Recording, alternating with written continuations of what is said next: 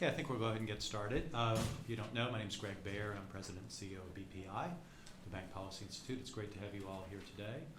I should also add, for those joining subsequently by video or online, welcome to you as well. Topic today, obviously, is AI, and particularly a focus on credit underwriting. AI is clearly a focus across a whole spectrum of issues these days. I was reading last night an article in The Economist about the use of AI on the battlefield. Of course, we've seen it in numerous other applications, including in BPI, in AML. But in some ways, the most interesting and most complex set of issues is around AI in credit underwriting, because a whole panoply of laws affect the ability of folks to use it. And so we thought it was good to focus a day, or at least a half a day, on that particular issue. Clearly, there's a lot of potential for AI to expand the availability of credit to millions of people who cannot currently receive it. On the other hand, and perhaps publicized more, there's also potential for AI to go wrong and make poor decisions. I think a lot of how one views that cost-benefit analysis depends on your views of the status quo. My view of the status quo tends to be that we have a FICO-dominated system where we have effectively at its root a single algorithm determining not only credit availability, but insurance availability or rental property availability, and where that source code is secret, and where everyone's using pretty much the same code. So if one views it from that perspective, AI has the potential to give access to credit to millions of people who not only have low FICO scores, but in a lot of cases, for example, with recent immigrants, have no FICO scores. So there, the upside potential seems extremely large and certainly worth it. From the regulatory perspective, and you'll be hearing a lot more about that, we're sort of in an odd place. The law is a little uncertain. There are, on the regulatory front, the two things one hears most from bank regulators, at least, is about the model review guidance, which was drafted in 2011 with capital models in mind, and really before the advent of AI, ML in this context, and vendor management guidance, which was drafted for everything from outsourcing your call centers to foreign countries to legal services, and certainly with no focus on this particular application. I think that's yielded a whole culture of, well, we just need to get comfortable against no particular standard, and has presented a great challenge for regulated financial institutions in this area. And candidly, a great opportunity for unregulated financial institutions in this area, and I think you'll hear a lot about that today. At BPI, we don't really pretend at this point to have any of the answers. You'll see in the handout, the white paper, some draft recommendations. Those truly are draft recommendations.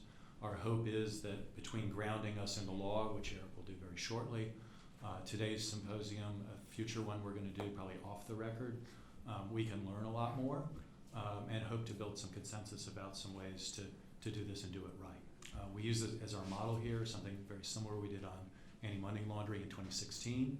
Again, same model, draft white paper, 2 symposia, a series of recommendations, and I think that's turned out to be a success. So we're hoping to replicate that model here. Again, we come in with great hopes that this can be a really good thing, not only for banks, because they can make more accurate credit decisions, but also for individuals who will get better credit decisions and more credit. But with that, I'm going to turn it over to Eric Mogelnicki from Covington & Burling. As I noted, we really wanted to start this with a grounding in what the law is and how it applies both to current and expected future applications. And so with that, let me turn it over to Eric. Thank you very much, Greg. It's a pleasure to be working with BPI. I'd like to outline the discussion draft, which you should all have, but some of you may not have absorbed completely yet. And it's useful because it's reflects a milestone of where we are in our thinking presently. But it is a discussion draft, as Greg said, and we look forward to sessions like this one to focus our attention on what the exact problems are and what some potential solutions would be. I want to start by thanking David Stein and Jenny Conco, whose insights are throughout the Covington portion of the white paper. The discussion draft is in 3 parts. One, the promise of artificial intelligence to enhance credit underwriting. The second, current law and its sometimes awkward fit with the use of artificial intelligence. And third, steps we might take, again, this is the discussion part of the discussion draft, towards responsible modernization of the regulatory framework. You're here first thing on a Monday morning, so I I appreciate that you understand the promise of artificial intelligence. Artificial intelligence is really remaking our world, and nowhere as much as in credit underwriting. Conventional underwriting systems work reasonably well, but they were devised well prior to the things like the availability of data expanding, computer capacity expanding, the sophistication of analytics taking a leap forward. And so, though they work for people who already have credit cards and mortgages, they don't work that well for a whole host of people that Greg started to list. They don't work well for the unbanked or underbanked. They don't work well enough for low and moderate income borrowers. They can leave behind new immigrants, young consumers, people who've had credit problems in their past. What AI does is updates the way we think about credit scoring so as to capture deeper, more diverse data sets, to conduct more sophisticated analysis, and to leverage the new power of our computing capabilities. And what AI can do is reach into those groups that are underserved, who presently are denied access to either all credit or low-cost bank credit, and allow these people to borrow, because they are in fact good credit risks. We just didn't know it with the tools we have presently. It bears noting as we talk about this development in credit underwriting, that credit underwriting has been evolving for hundreds of years. And I think it's helpful to think of AI as just a step on a trip we've been on for quite some time. And at every step there have been naysayers and growing pains and complaints. For example, there were concerns when data collection started replacing character references as a source of decision making 100 years ago. There are alarmists when credit scoring replaced subjective judgments about whether someone would pay back. And indeed, we were doing some research in 1968. The New York Times quoted privacy advocates as arguing that the mere transferring of manual credit files onto computers, I'm quoting here, triggers a threat to civil liberties, to privacy, to man's very humanity. So when you hear overblown criticisms of what AI is bringing to credit underwriting, it's worth remembering that there were similar criticisms in the past, and that over time, because credit underwriting was getting fairer, and because we modernized regulations in order to accommodate the new way of thinking about credit underwriting, we became quite comfortable with these new methods of underwriting, and the same will happen with AI in the fullness of time. The analogy I find most helpful is simply to think about how automobiles, when they first started littering the roads, were a source of great controversy and concern. And what we realized over time was that we needed both to build highways and to put in traffic lights, right? And I think it's useful to think of AI in that same way, that we need to both facilitate its enormous potential and install sensible rules of the road. Let me turn then to the rules of the road that we're dealing with now as banks and others seek to use AI in credit underwriting. This is the second part of the discussion draft and will be the focus of a panel discussion later today. There are really four sources of law or legal requirements that we discuss in the white paper: fair lending, notices of adverse action, model risk management, and UDAP. And let me describe each of those briefly in turn. First, under fair lending, as you doubtless know, the Equal Credit Opportunity Act, or ECOA, and Regulation B, which implements ECOA, prohibits discrimination in credit transactions. According to the CFPB, this prohibits both disparate treatment and disparate impact. Now, the issue of disparate impact is sometimes a controversial one. It's going to be resolved not in this room or even on this side of the street, but across the street at the Supreme Court. And so we put that to one side so that controversy doesn't mar our ability to focus on AI.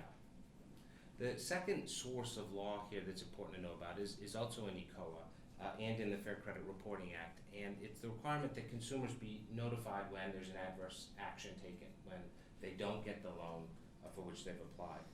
ECOA and Reg B require such notices. So too does the FCRA if a credit report or a credit score plays a role in that adverse decision. Now, here's a good example of how our perfectly reasonable standards need to be reevaluated in light of AI, because not only is AI create more accurate decisions, but it also makes those decisions in a more subtle and complicated way. and explaining them in a few words to consumers is going to be harder. And so that's one reason why we need to rethink, and we'll discuss some of the policy recommendations later, rethink how we give adverse action notices and what constitutes an adverse action notice. The third source of legal requirements, it's not a law though it's imposed as one, is the model risk management guidance that Greg mentioned in his opening remarks. The OCC and the Fed issued that supervisory guidance in 2011, which is, as AI is reckoned, a long time ago. The FDIC adopted it shortly thereafter. And the problem there too is that the guidance doesn't anticipate AI. And some provisions, like the review process for modifications of a model, are sorely outdated and at odds with at least the most effective uses of artificial intelligence. Last, in terms of the sources of law, I just want to mention UDAP. In this area, the prohibition on unfair, deceptive, and abusive practices hovers over the more specific statutes, just as it does in so many other areas of the law. There's one other legal issue that I want to be sure we talk about, and I think will inform the discussion later today. And it's one Greg mentioned in his opening, which is that there is a problem of uneven application of the law in this area. There are sharp differences between the level of supervision between, for example, large banks' use of AI and small non-bank lenders' use of AI. A bank using AI may have its AI process put under supervisory microscope by multiple examinations before it even uses the new logarithm.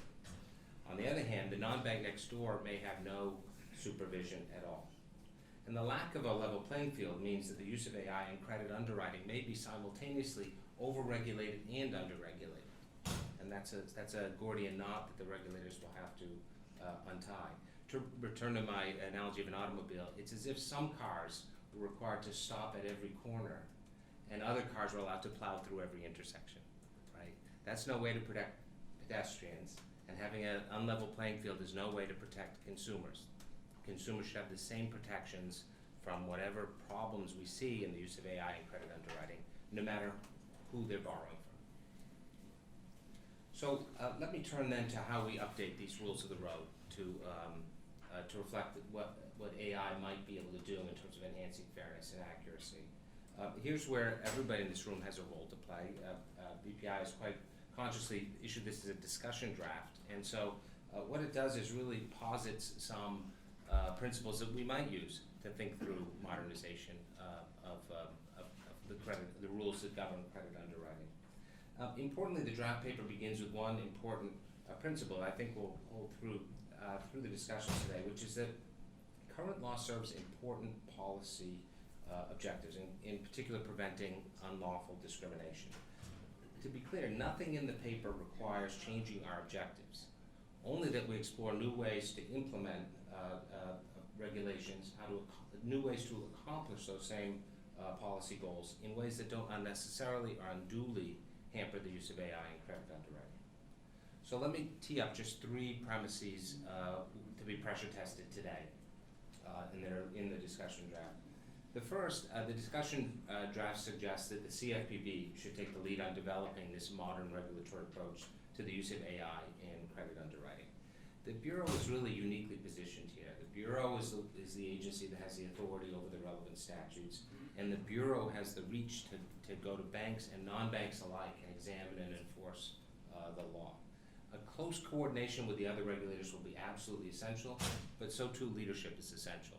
And the discussion draft suggests that the Bureau is the right place to supply that leadership on this important issue.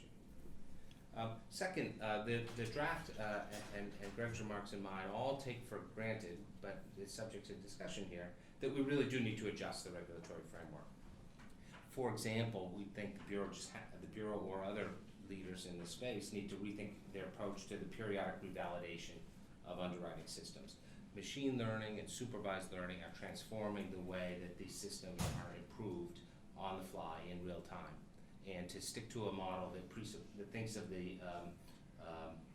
thinks of credit underwriting as a machine rather than a living organism is a mistake and will not work in the long run, even if we can patch together solutions in the short run. Similarly, the Bureau, as I mentioned above, really needs to rethink adverse action notices, at the very least, to expand the list of potential adverse action reasons, because because the broader data sets and the new factors that are considered by AI require us expanding our minds on what we can tell consumers led to the adverse decision to not give them a loan. Now, these and other changes can be effected through an array of tools, from guidance to notice and comment rulemaking to legislation. And one ripe issue for discussion is which tool is right for which of these jobs, particularly given the evolving nature of AI. But we should have that discussion rather than continue to float by. The last discussion point I'll raise is that the model management guidance was really designed for static models. It's not suited to dynamic, evolving credit underwriting models. We simply need to revisit that guidance and explore how it too might evolve to reflect changes in technology. Banks are working around it right now, finding ways to make it work, but that's not a sustainable solution. And it's also important to look at the guidance again because, as you know, the guidance applies to banks but not to non-bank lenders. And so if our consumers have the same protections no matter where they're borrowing, we need to look at the guidance and bring it into line with the expectations for non-bank lenders. We're already behind schedule, so I'll stop there. If you just read this, that's all you have to do. The one thing I hope that we leave today with is not solutions, as Greg said, but with a shared commitment. AI is the future, and we need to work together to make sure that the regulatory framework accommodates it to the extent possible, consistent with our policy objectives. Because at the end of the day, AI and credit underwriting is simply a better way of doing the essential work of making decisions about who obtains credit. Thank you, Eric. With that, we're going to turn to our first panel, moderated by my colleague, Neha Prakash, who can come up there and introduce those folks.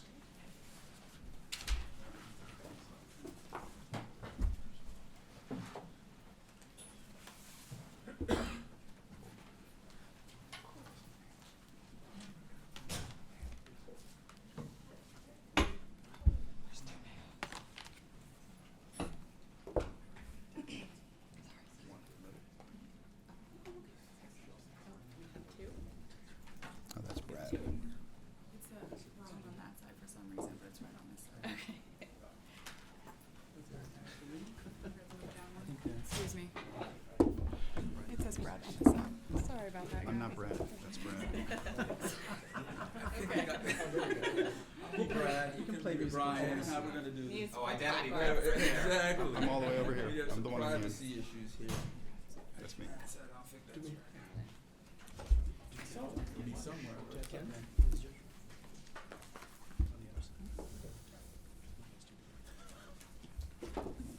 we go. Good morning, everyone, and thanks for joining us today. My name is Neha Prakash, Senior Vice President and Associate General Counsel for Consumer at the Bank Policy Institute. And as we were thinking about what we might want to discuss for today's panel, we settled on a few key topics. And I think the first overarching topic is why AI and why are we having this conversation now?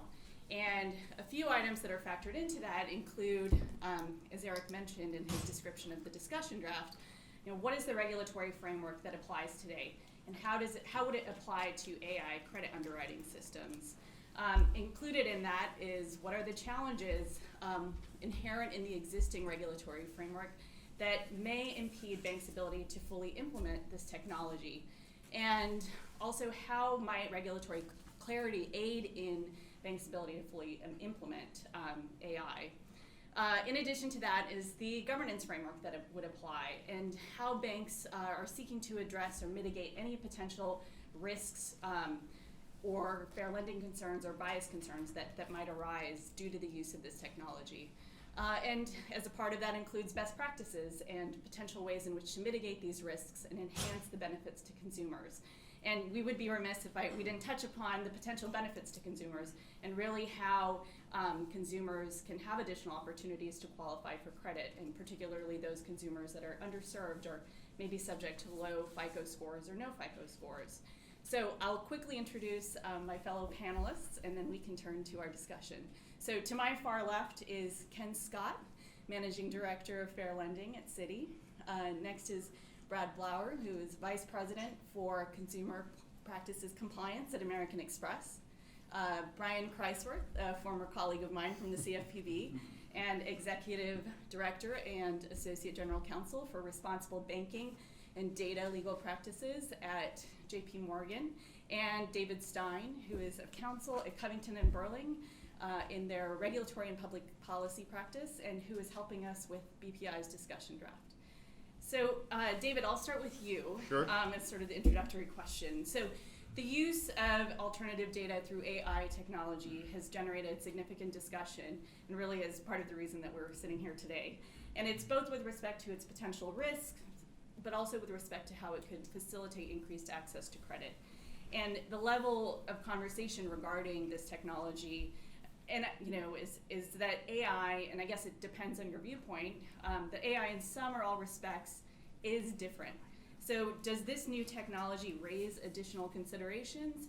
And how is AI materially different than conventional underwriting technology? And I guess to put a finer point on it, what does it bring to the table?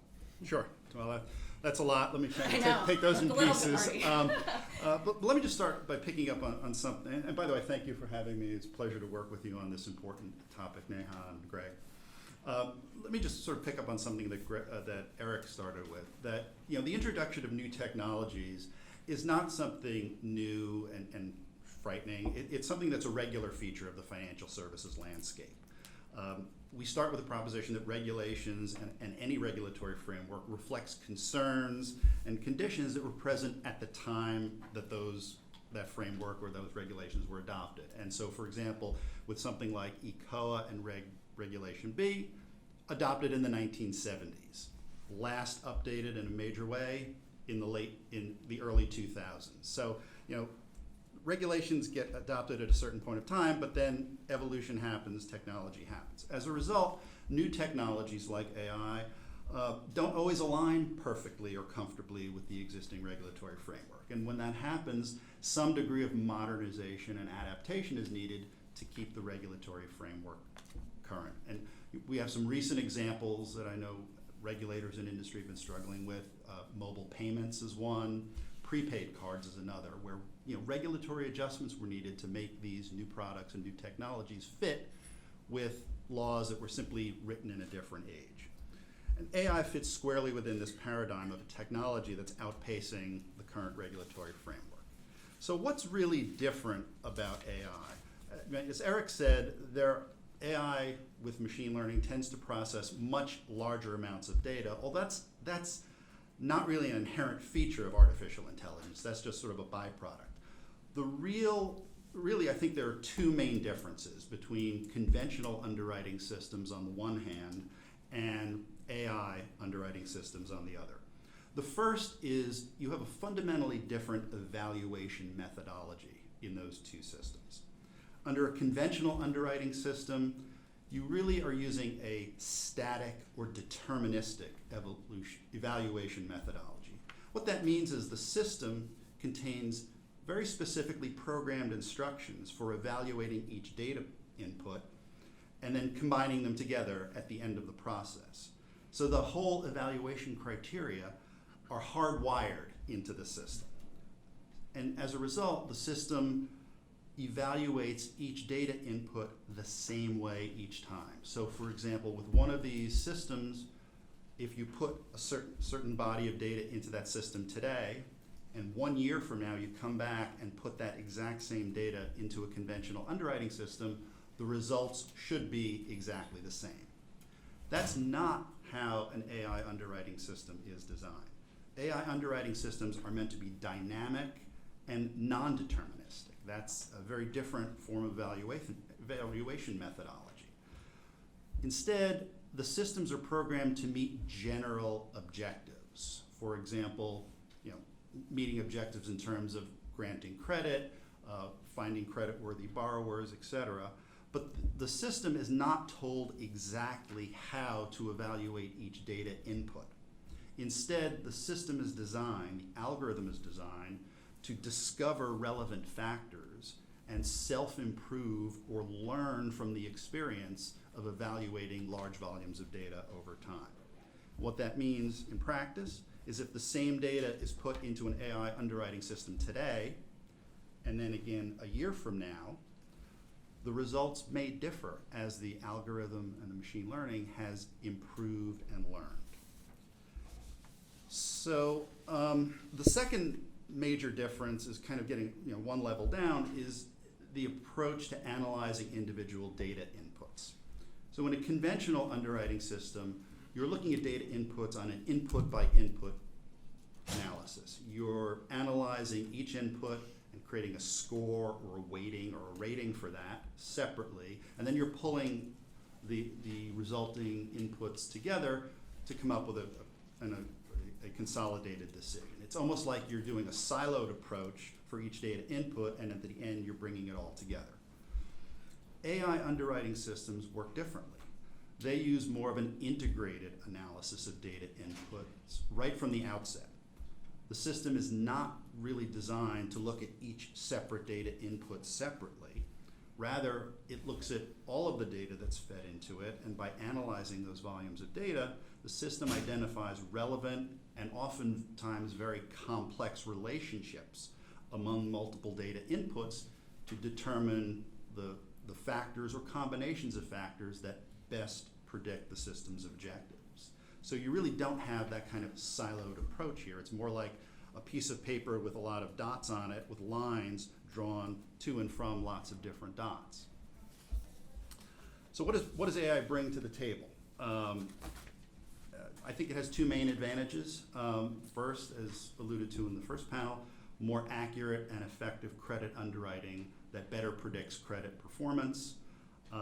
This is a function of having larger data sets and constantly refreshing the analysis through self-improvement and machine learning.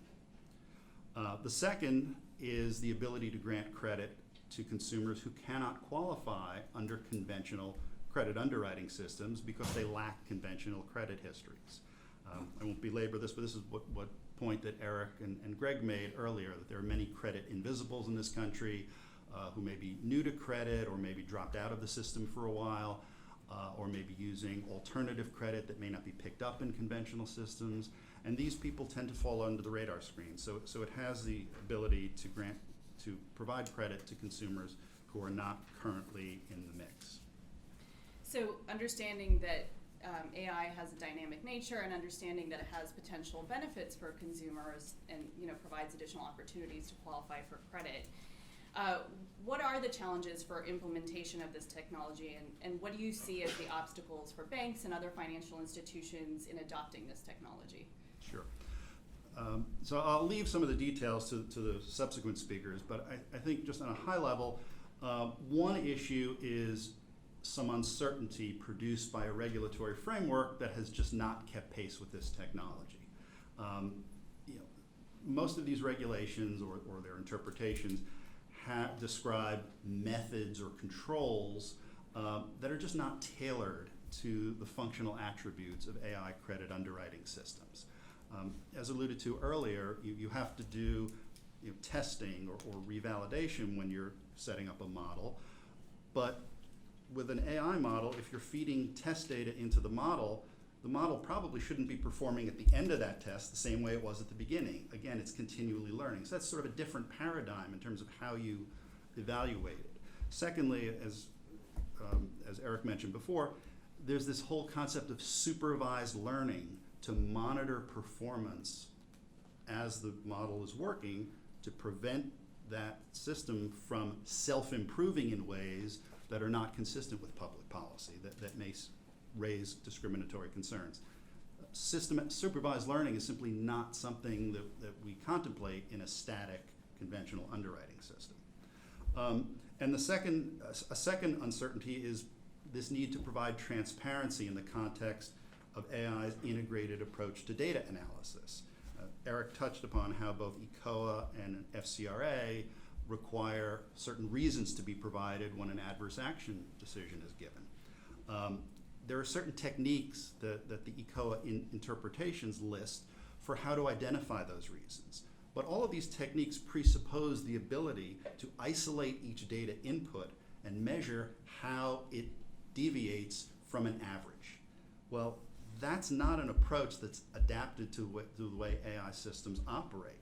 And so vendors and users are out there experimenting with new ways, new methods, but those methods really haven't been incorporated into the regulatory process or the supervision process. Third, I think, as we mentioned, I think there is a concern with an unlevel playing field.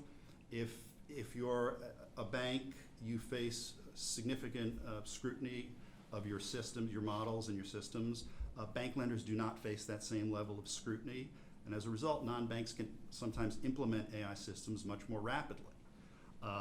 Fair lending examinations are a routine part of how banks do business. They're relatively less common in the context of non-bank lenders. You have model risk management guidance, which only applies to banks.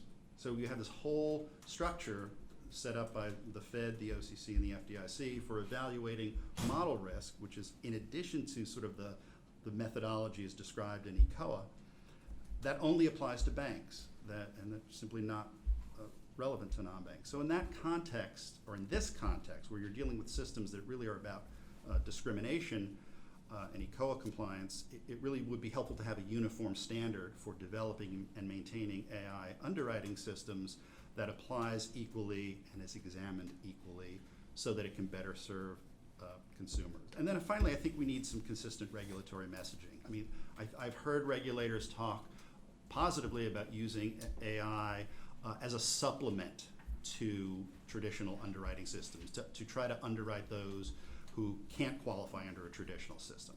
Regulators have talked about using AI for various kinds of BSA AML compliance for automating those functions. And even just before this panel, there was a discussion about using AI in a debt collection context, which, by the way, is subject to ECOA, because that's part, it's not just about underwriting, it's about every aspect of a credit transaction. So I think there needs to be some consistency where it's not just an office of innovation or not just some forward-thinking individuals at regulators, but it needs to be all regulators and all levels within a regulatory organization, from the field examiners all the way up to the senior policymakers, being on the same page and looking at these issues the same way. Thank you. So Brian, David has touched upon one of the challenges for institutions being the regulatory framework. And so given your viewpoint, both from being at a regulator and also in-house at JP Morgan, what do you see as the regulatory considerations for banks using AI in their credit underwriting systems? And how do you see it applying from a practical perspective? Sure. Well, first, let me echo David and thank you, Neha, and Greg, for the invitation. Very happy to participate with this esteemed panel. I mean, the quick answer, obviously, and I think this is echoing points that both Eric and David have made already, is that there are a number of sort of critical regulatory considerations that apply in this context.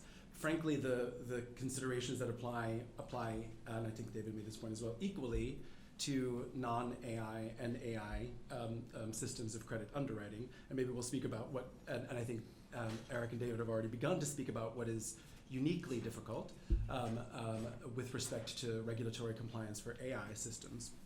But just to maybe rehearse the issues that are sort of top of mind, and maybe go into a little bit more detail about each of them. It's very much the points that that Eric raised in the intro around fair lending or anti-discrimination, around adverse action or other consumer disclosure notifications, around UDAP, and around model risk management. And again, not to sort of go into great detail about each of those, but just in thinking about what each of those means for credit underwriting systems.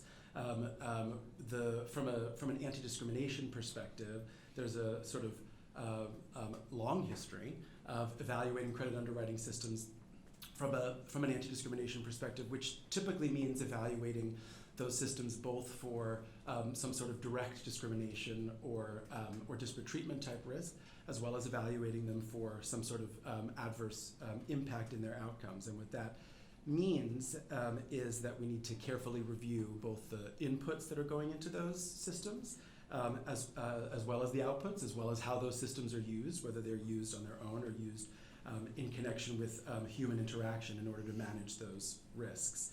So those critical considerations are raised, AI or not, in model development, in model review, and in model use for any credit underwriting system. We'll speak obviously in a minute, and I think Eric and David have already hinted about what gets a little bit more difficult in the AI context, or questions that I think we've come to decent resolution on outside the AI context, but that become more prominent when we enter the AI context. There's also the disclosure requirements, the adverse action requirements under Reg B, as well as the credit score disclosure requirements, in particular under FCRA, both of which require the identification of reasons for, in the one case adverse action, and in the other case why someone's credit score, or the key factors that adversely affected someone's credit score. And again, both in and out of the AI context, when we're using systems for credit underwriting, those systems need to yield reasons sufficient to meet those requirements. And as David just hinted at, in the AI context, that may become significantly more complicated. Eric also hinted at UDAP and pointed out how sort of UDAP sits above it all. As it's designed to do, right? That is to sort of fill the gaps and ensure consumer protection, even when specific statutes or regulations don't necessarily speak to those issues. But of course, that also means, especially as technologies develop, that those questions become uniquely difficult to answer. I think in this context, at least, in the context of the development of credit underwriting systems, we think most about both unfairness and deception risks. Unfairness in terms of injuries that consumers can't reasonably avoid and that aren't outweighed by countervailing benefits to consumers or to competition, and a deception risk, which is material representations or omissions that are likely to mislead consumers. Even outside the AI context, attributes in credit scoring models have previously raised UDAP concerns, or at least regulators and others have raised UDAP concerns around them, in particular when it comes to certain types of data being incorporated into those analyses. And so, to David's point, as AI systems incorporate vast troves of additional data, those questions are likely to be quite prominent. And then not to, again, beat that horse even further, but obviously model governance is a critical consideration in the credit underwriting. In the credit underwriting context, there are substantial expectations around model risk management, from development to review to implementation to validation and revalidation. So again, feels like a nice echo from Eric to David to me, but those are, I think, the key regulatory considerations, bank or non-bank, I guess non-bank with the exception of the model risk guidance, and AI or non-AI. So I think you've touched upon this somewhat in walking through each of the various regulatory considerations that apply here. But from a bank perspective, what do you see as the challenges and with the current regulatory framework and how it applies to the use of AI in credit underwriting systems? And as a part of that, I guess, what do you see as aspects that would benefit from additional regulatory clarity or certainty? Sure.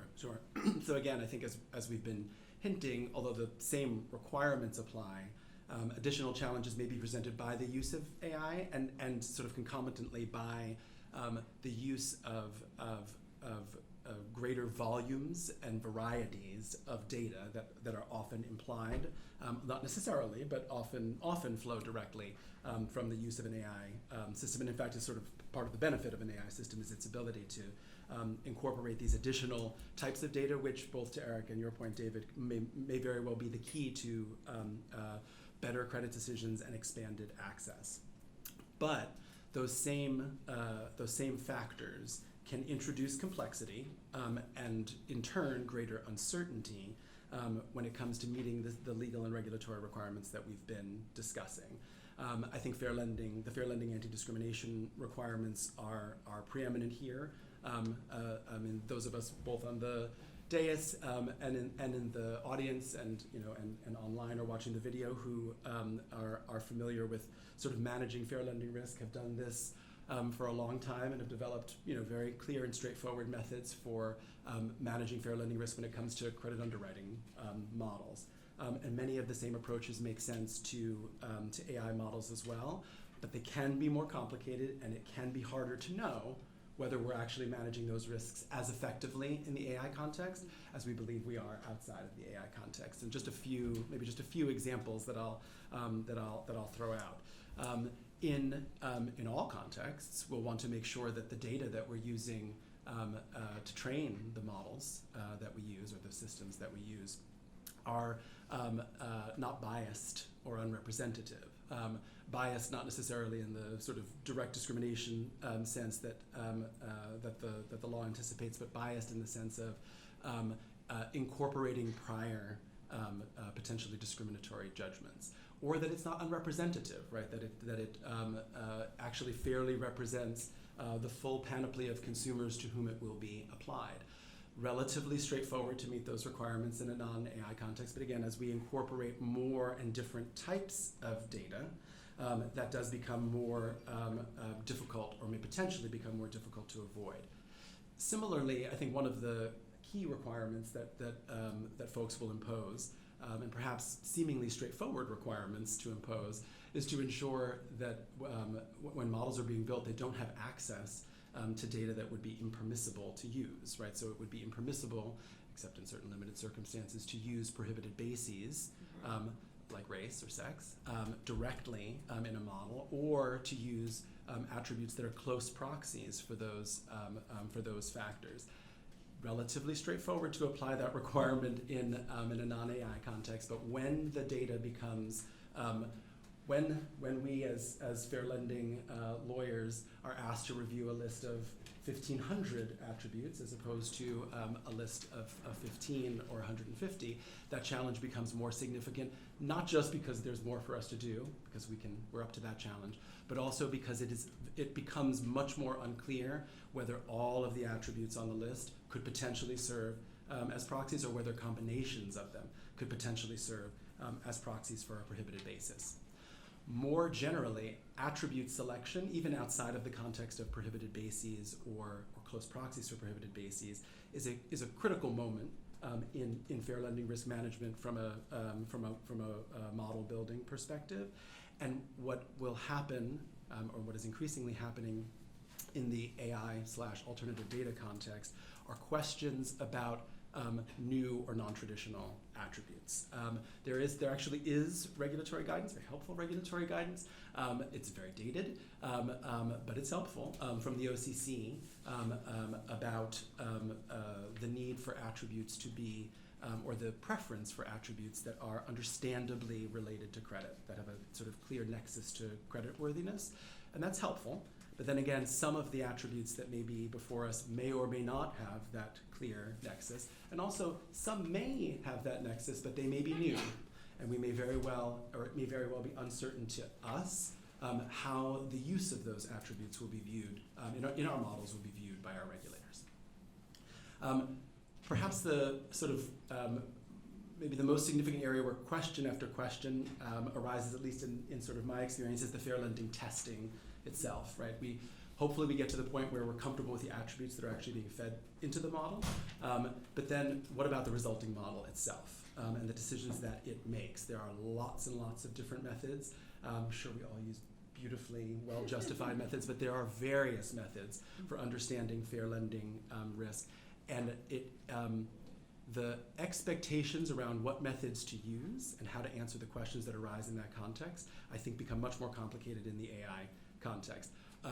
Are there small levels of disparity that might be acceptable, given that almost any disparity in the context of the construction of a model is going to be statistically significant, right, because of the vast numbers of folks? How do we search for less discriminatory alternatives? Can we compare an AI model to a non-AI model and use the non-AI model as a benchmark? The blog post that Patrice and others at the Bureau recently authored about the Upstart, the results or some of the data that Upstart has provided pursuant to its no action letter, suggest a method like that, a method of comparison to a benchmark. So additional dialogue on that front, I think, would be very helpful. is it acceptable if a model, though it produces disparities, is equally predictive across prohibited basis groups? That's the method that was used in a recent study published by FinRegLab. So lots and lots of questions. Or also, sorry, David, what if we use it for a second look only, which I think is what you were implying before? What if we use it more broadly, and so it results in some folks gaining access to credit and others losing?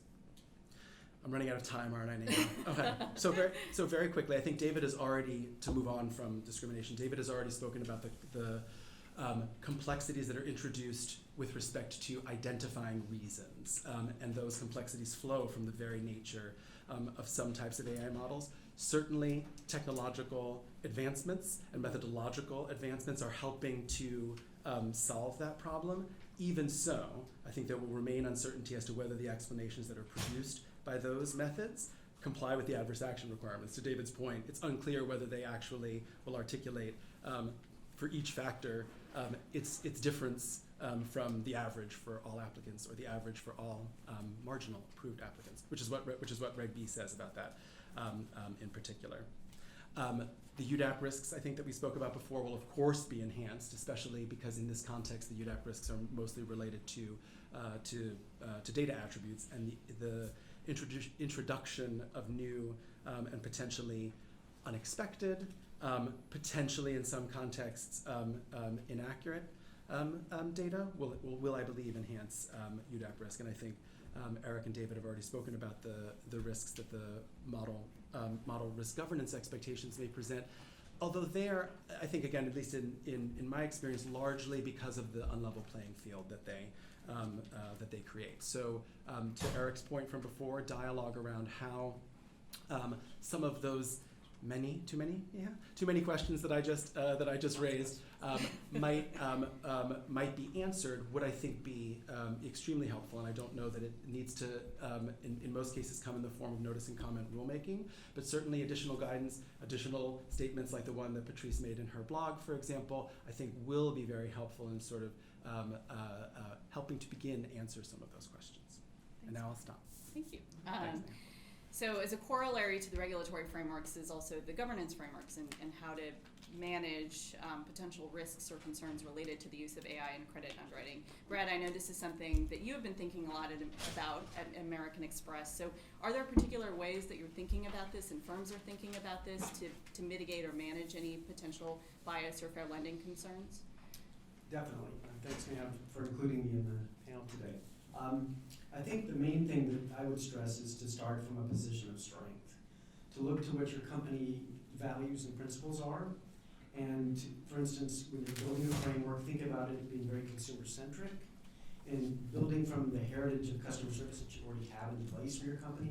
All of our companies have codes of conduct.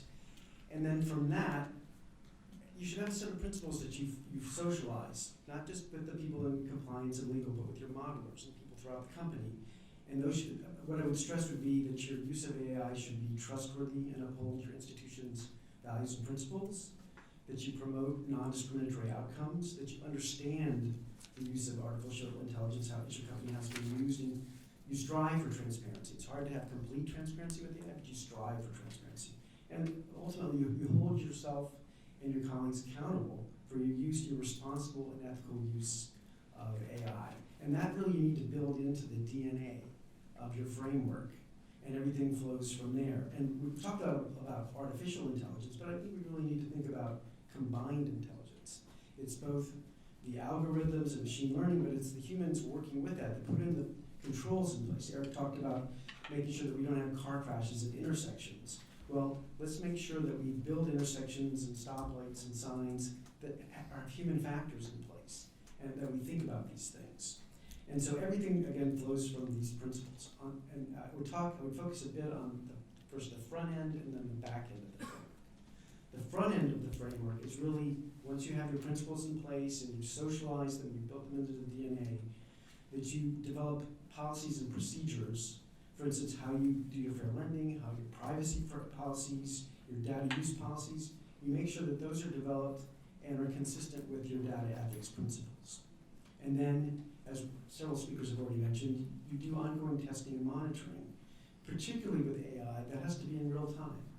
You can't just sit back and do a test once a year of your models. You have to continually be thinking about alerts and things that you should be looking for in as you're testing and monitoring your AI systems. So, and Brian talked a little bit about this, but you need to, in the front end, particularly look at the types of data, the ingredients that are going into the model to make sure you're comfortable with them. For instance, you obviously don't want to use anything that could be race or ethnicity, gender, or age oriented, but you want to look at things that could be a proxy for those characteristics. For example, you don't want to underwrite someone based upon the income in someone's neighborhood or census tract. You should be looking at what that individual person's income is. And if you use income in a geographic area, particularly geographic variables, you need to be very careful that you don't build in some kind of unconscious bias by looking at neighborhood types of characteristics. And we all, as fair lending people at our institutions, spend countless time every week looking at proposals for ingredients that will be ingested into our models, and we're very careful about. That again, we look back to the framework and the DNA of our framework to make sure that we're not missing anything. I would really strongly also emphasize that the policies in place and the kind of guidance that you give as legal or compliance folks at your company, that you have meetings not just once a year with the various groups, but that they know that you have to have flags and checklists in place, that they know they need to come to talk to you at various instances during the process. For instance, not only when they're building the models, but when they're considering working with a third-party vendor to use data from that third-party vendor.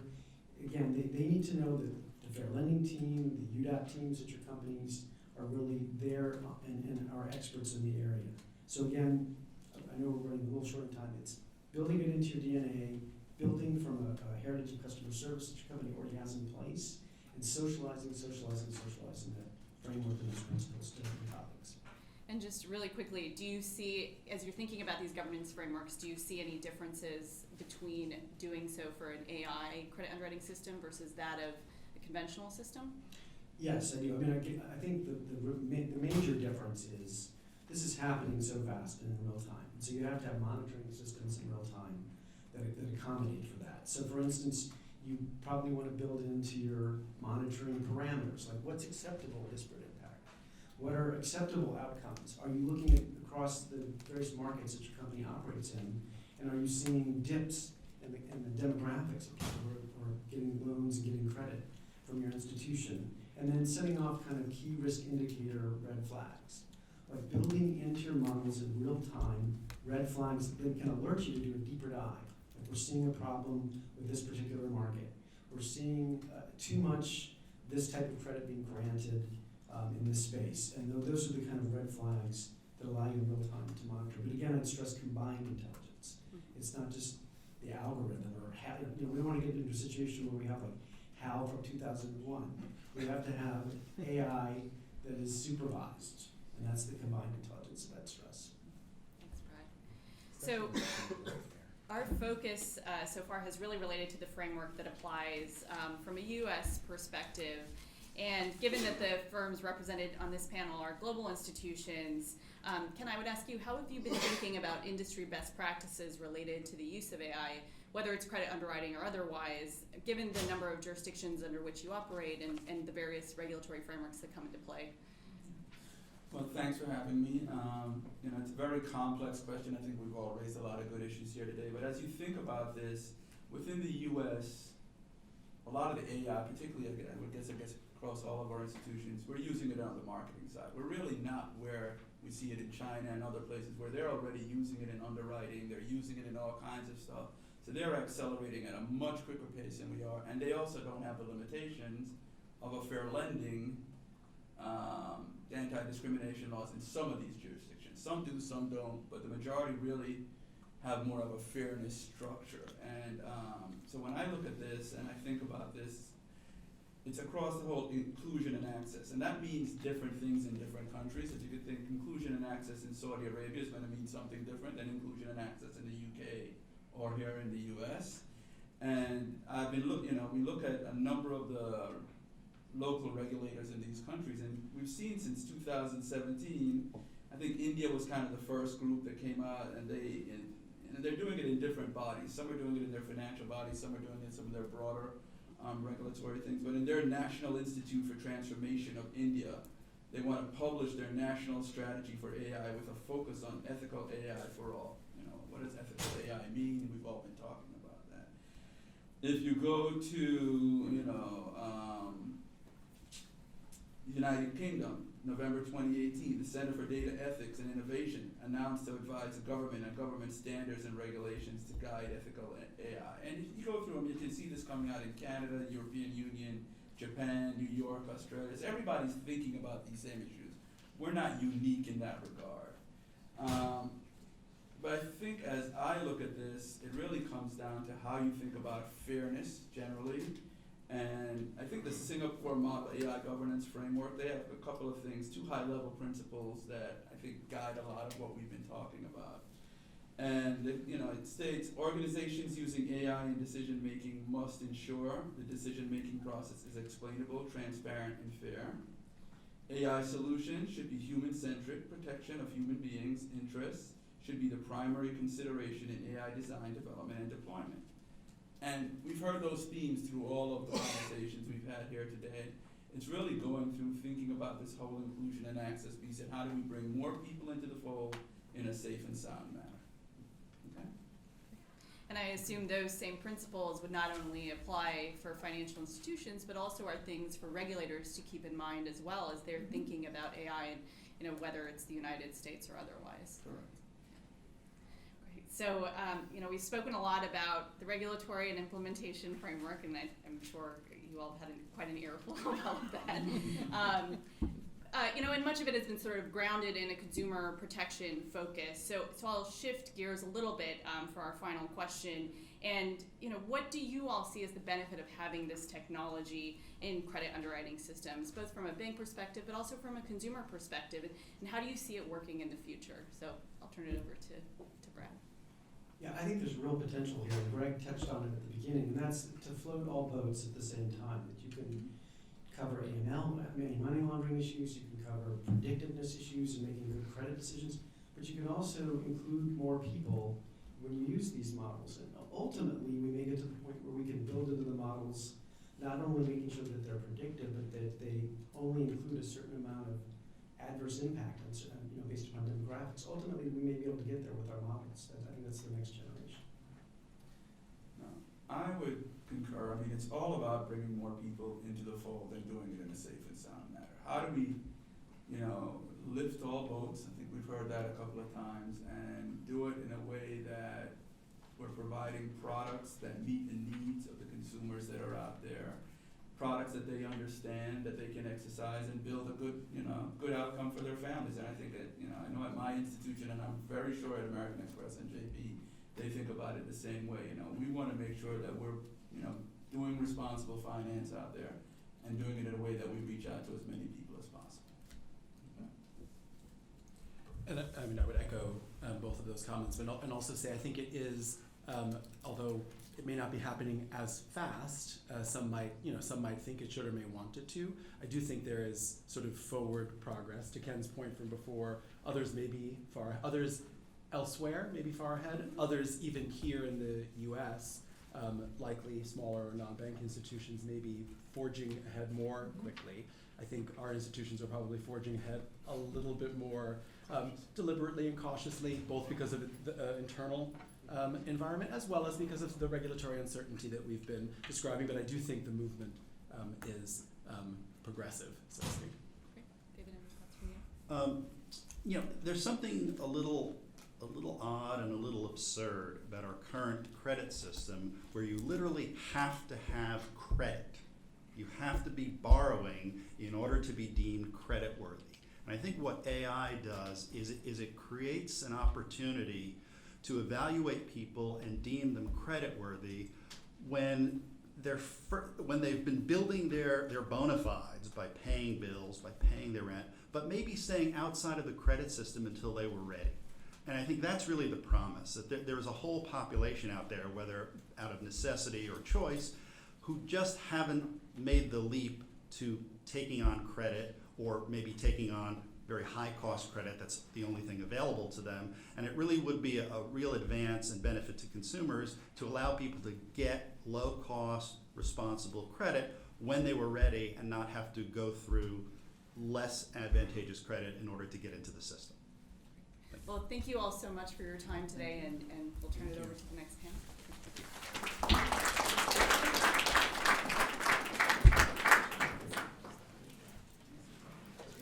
Thanks very much. As our next panel arrives, I think we're going to forego the introduction to platitudes, as we got a lot to talk about. You'll see their names and offices in your materials. Everybody's so friendly.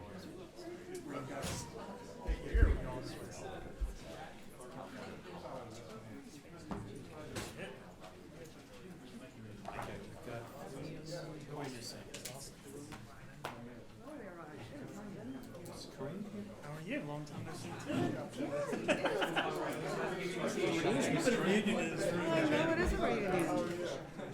We inadvertently took over this whole space. So I think, as you'll see, I'm really excited about this panel because we'll have a lot of different perspectives. We have someone who's doing this as a business, as a consultant, and as an operator.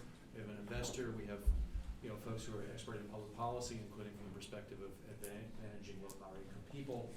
So I'm really excited about this.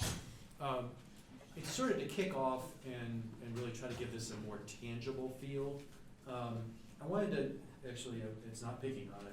It's actually part of their marketing material, so I guess I'm doing them a favor. But I wanted to quote something from the Zest website, which describes a project that they've done with Discover. It's actually a BPI member. And it says that the credit underwriting regime that they've worked with to create at Discover, quote, allows Discover to assess hundreds of applicant data points, up to 10 times more than Discover's credit model had used before, to get a more accurate view of borrower risk. In the new machine learning model, for example, a history of discount store shopping will boost an applicant's chance of getting a personal loan, while an applicant writing the full legal name of an employer on a loan application will lower it. Applicants who call Discover from a landline or cell phone rather than Skype or internet phone services will be considered safer bets because they're easier to trace back to an individual, end quote. So that's sort of a feel for the kinds of factors that AI is considering. I think in another study that Neha and I talked about in a white paper included things such as whether your name is included in your email address and the time of day you log on to access credit. I don't know if that was one of the hundreds as well. But I think from that perspective, it raises a series of questions, which I'll address perhaps starting with Kareem, but I think everybody should weigh in. And I guess the first is, how do we worry about disparate impact in those cases? Are some of these things correlated with race? Whether it's access to a landline, whether it's how you do your email address, and how do you think about those things as these components are included among your hundreds of factors? Yeah. We're starting with a hard question. Thanks for the question. Let me start by saying that AI models are inherently biased. AI models are totally capable of learning the wrong things. And the question then becomes, how do you understand what your models are doing? And to the extent that you are using variables which are drivers of disparity, and by the way, there are all kinds of conventional signals which are drivers of disparity. Debt-to-income ratio, for example, is one of them. How do you attenuate the impact of that disparity in your model?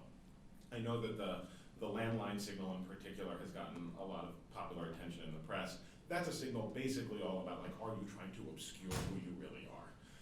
That's fundamentally what we're looking for in that signal. Ultimately, when you look at underwriting someone, the question is fundamentally is this person responsible? Is this person who they claim to be? And it turns out that there are indicia of responsibility everywhere. And in your bank transaction histories, you will find that to be the case. For example, on payday, do you go blow all of your paycheck at the track? That tends to be a negative credit signal. I guess fundamentally what I mean to say is, as an initial matter, there's plenty of banal signals that you can use that banks have today that their current underwriting simply can't consume, right? And second of all, you have to be aware that all of these signals, including seemingly facially neutral ones, can combine with others in all kinds of ways to drive disparity. And so then the question becomes, well, how are you validating these models? What techniques are you using to make sure that you understand what the models are doing and what factors they're taking into consideration? And then to the extent that you identify those very disparities, how are you remediating them? Are you taking those signals out of the model? Are there other mathematical techniques that you can use to reduce the disparity, for example, as it manifests in approval rate between different protected classes? That's a thing that our tools do, and we do them for big Fortune 500 customers like Discover, like a GSE that we're going to announce. I'm very happy to report that these are models that have been examined in the field and passed. We'll stop there and see if there's other folks who have stuff to add to that. Anybody else sort of on that general topic, but that's probably more a Kareem thing, or maybe a Raj as well. So, I mean, again, just an ignoramus question. I mean, so, how did you discover, or was it simply the algorithm discovered and then it told you that, a history of discount store shopping will boost, is positively correlated with repayment? That's a data point that came from Discover's credit card transaction history, right? And they have records of where people shop and how those people perform on their credit cards and on their loans. And what's interesting is that you see in many cases that Walmart shoppers and discount store shoppers and folks who fly on Southwest Airlines, those people actually in many cases tend to be better credit risks than folks who shop at kind of more luxury upscale brands. Interesting.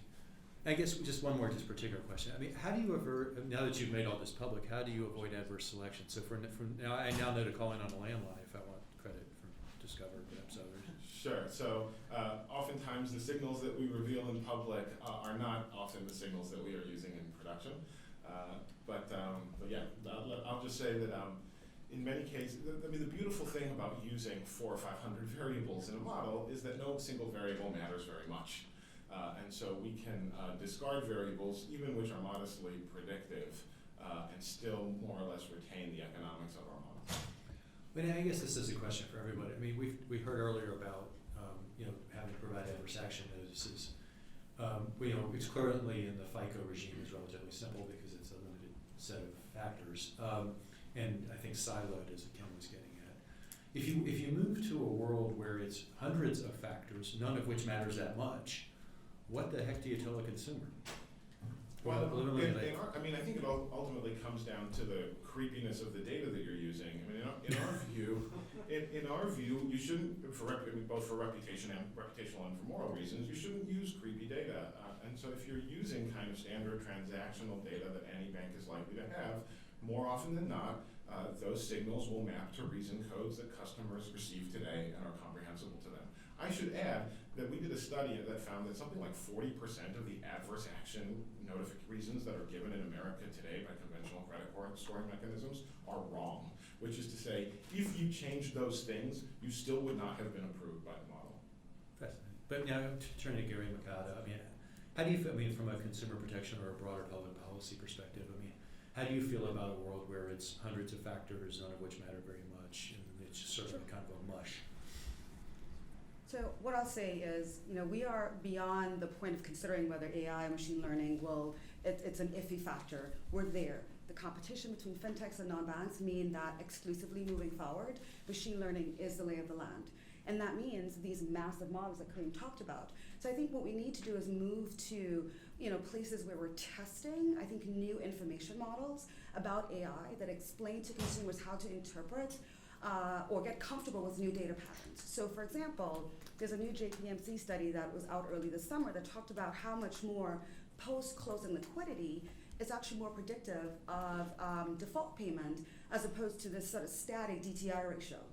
I think that's really helpful because you think about borrowers who are on that margin, maybe 43.5, there's room in a model or with humans in the loop to think about what are some other mitigating factors that can get that consumer over the hurdle to approval. So on the one hand, I think we have to think about how do we get consumers comfortable with new, am I okay with somebody digging into maybe 2 years of my bank transaction history to understand this cash flow volatility, the flow, and therefore proxy my income volatility as JPMC is saying, and supplementing that with DTI?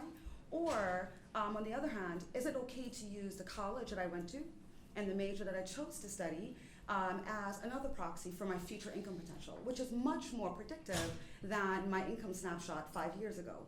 So bringing consumers along, not just regulators and peers in the industry, is really, I think, a critical part of this evolving process, and that I think will move us to a new place, to be able to consume whether I'm comfortable with the predictive factor of a landline. But if you're telling me that you're using research that's, I think I heard maybe on the previous panel here, cite this paper that was done on e-commerce in Germany around how your email is constructed, whether numbers or caps, and whether I'm shopping at midday when the other people in my cohort are probably at work, that's probably problematic. So, I think there are creepy variables, and that might be some of them, but your models are saying, hey, this is really driving profits. But telling me that maybe my major, if I selected a STEM major as opposed to history, that is likely a very strong predictor of my income potential, I think, we can kind of step back and say, okay, that makes sense. But we've got to sort of think about not just regulators, but consumers, and how we all get comfortable with new models explaining. Gary, you had something? Yeah, I'll just speak to the disclosure piece. One, I don't assume disclosures are worth anything to consumers to start with, so that would be a good place to start. There's very little evidence that it actually improves people's financial health or their financial lives. So if you're in a world where the outputs are so complex that the disclosure doesn't work, it might be a great opportunity to revisit what is it that consumers need to know at that particular point in time that would allow them to manage their financial life better. Since three of us are former CFPB alums, I would say we spend a lot of time on this problem of what actually works, what matters. It's not so simple as to actually put that out into the world. But I would say when you get to a moment where the disclosure is broken, it's a great opportunity to determine whether the disclosure is even an effective form factor to communicate with consumers. And if you do determine that it is that, how would you do it? So I don't assume that going forward with the current regime is even the right answer. Can I just add to Gary's point? I think that's a really good point that you bring up.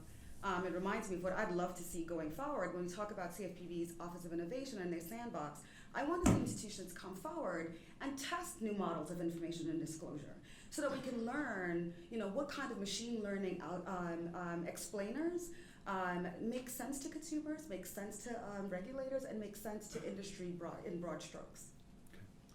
Yeah, I'll let Raj weigh in on the general topic, but also just a more particular question.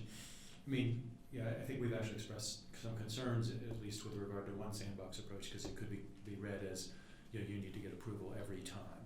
And I don't think anybody believes it will work to say that if we want to add, cell phone versus landline, we need to do an innovation project and get a regulatory approval. So, as we look forward to trying to come up with recommendations in this area, what would an optimum CFPB, rulemaking guidance, whatever, on AI and fair lending look like in this context? So, well, before coming to that specifically, Greg, first of all, thank you for the invitation. Second, I should offer a couple of caveats. My formal training was as an engineer and as a lawyer, and as a result, sometimes when I talk about this domain, I sound like I know what I'm talking about. Yeah, it's purely accidental. I am no more than an investor and a business person when it comes to the math and legal aspects of this particular subsector, which, notwithstanding that, I think is a gigantically big deal. I am not without horses in this particular race. We have no fewer than 6 companies in the portfolio that are active developers of artificial intelligence in various ways, covering everything from credit decisioning, which is what we're talking about here, but also fraud, which is a closely related field, trading businesses, marketing, operations. And in my opinion, during the course of my career in financial services, this will be the single biggest transformative shift.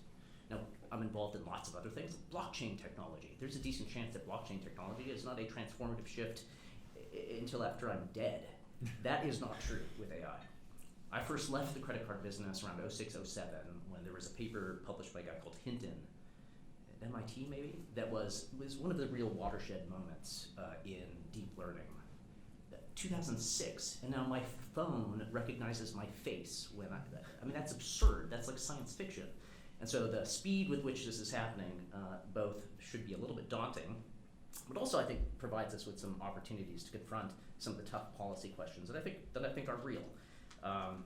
It's a bit paradoxical in a way, because as of right now, I personally don't think from a credit decisioning point of view that there's a lot of potential harm being done. Like, the reality is, this point in the credit cycle, most of the applications that you would call kind of machine learning algorithms are swapped in kind of phenomenon. In other words, people who otherwise simply are not going to get credit are getting credit, and one doesn't get too worked up about that in the moment. But that will not always be true, and I think one of the touchstones to use is sort of the nurses versus plumbers question, right? Like, if nurses and plumbers have roughly equivalent income, which they do, and for people with identical DTIs and FICO scores, say, do you lend to the nurse or to the plumber? Like, have you walked around in America? You should definitely lend to the nurse and not to the plumber. You should short every plumber and go long every nurse. And you know that, I mean, nursing is a caring profession. There's lots of behavioral reasons why that would be true. It's also true that 93% of registered nurses in America are women, and 2.5% of plumbers are women. And so if you actually affected that strategy, you might look at that through kind of at least a raised eyebrow from a fair lending point of view. By the way, like, I have a controlled experiment at home. I have fraternal twins, a boy and a girl, and you should absolutely lend to Zoe, and you should short Henry at every opportunity.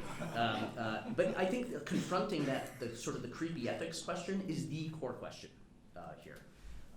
The second thing that we have an opportunity to do in this domain that it's a little bit tougher in other domains to do is confront the generally archaic approach that we have to regulatory processes more broadly.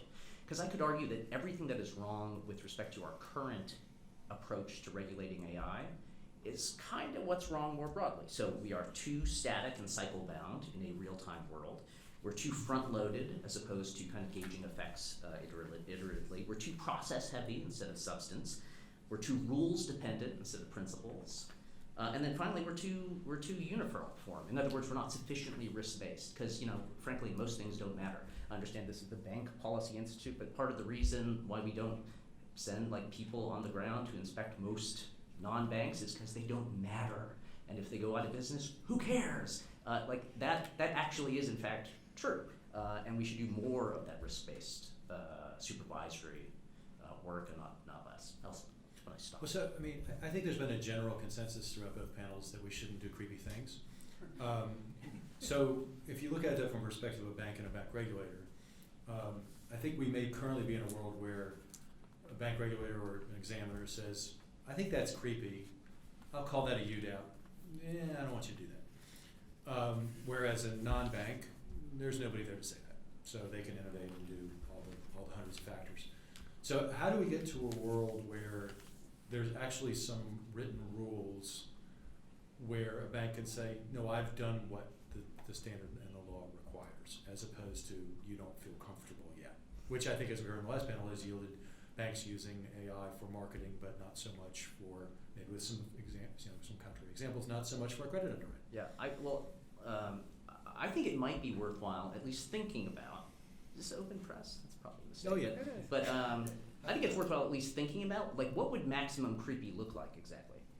Like, we don't actually know if you relax the constraint about subjective in the moment, kind of like that's too much. Like, I should not care whether or not you buy, like my parents, like those weird protectors for lampshades. Like, what? Why would you do that? Like, but I bet you the person who buys it is a pretty good credit risk, notwithstanding the obvious insanity of it. If you were to just relax those constraints, I'm not sure that you end up in a bad place. And I'm reasonably confident that nobody is sure of it. So to be able to structure that kind of experiment, especially right now, when we're still in the opening innings of this, I think would be worthwhile. And I wouldn't necessarily infer too much from other jurisdictions because in a lot of ways, given our own kind of history of race and gender in the US, we are an idiosyncratic place. And so I would think about running our own sort of approaches to building research in this area. So I want to just push back a little bit on the assumption that non-banks don't have a similar structure to traditional legacy banks. at CFPB, we spend a lot of time trying to level the playing field across both institutions. I'll take you back to the Upstart No Action Letter. It might be a much more smaller institution, much flatter and much more agile, but they sort of stood up to a similar much rigorous test. But I think it's important as we don't lose sight of disparate impact, disparate treatment. We are moving to a world of algorithmic discrimination. And that's going to be much harder to detect and very complex, especially when we continue to operate in these silos around lending is discrete and different from marketing, for example. So I was helping a young woman the other day apply for a job at Costco. And as she went through the application, the landscape of her page filled up on the margins with ads for for-profit colleges that we know tend to be more predatory and higher in their tuition pricing. And then on the left side was ads for payday loans. There's a lot going on in cookies trackers. And going back to some of the points that were raised earlier, when you talk about model governance, we're very centric on these static models, what they look like, what the linear relationships are going into those models. We need to be more concerned about how these models are intersecting with actual practice.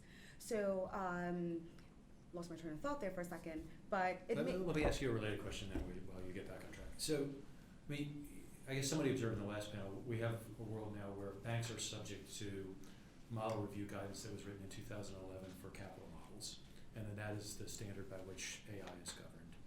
Non-banks aren't subject to any model review guidance. Wouldn't it make sense for the CFPB, again, we're thinking about potential proposals, wouldn't it make sense for the CFPB to develop model review guidance for AI for everyone?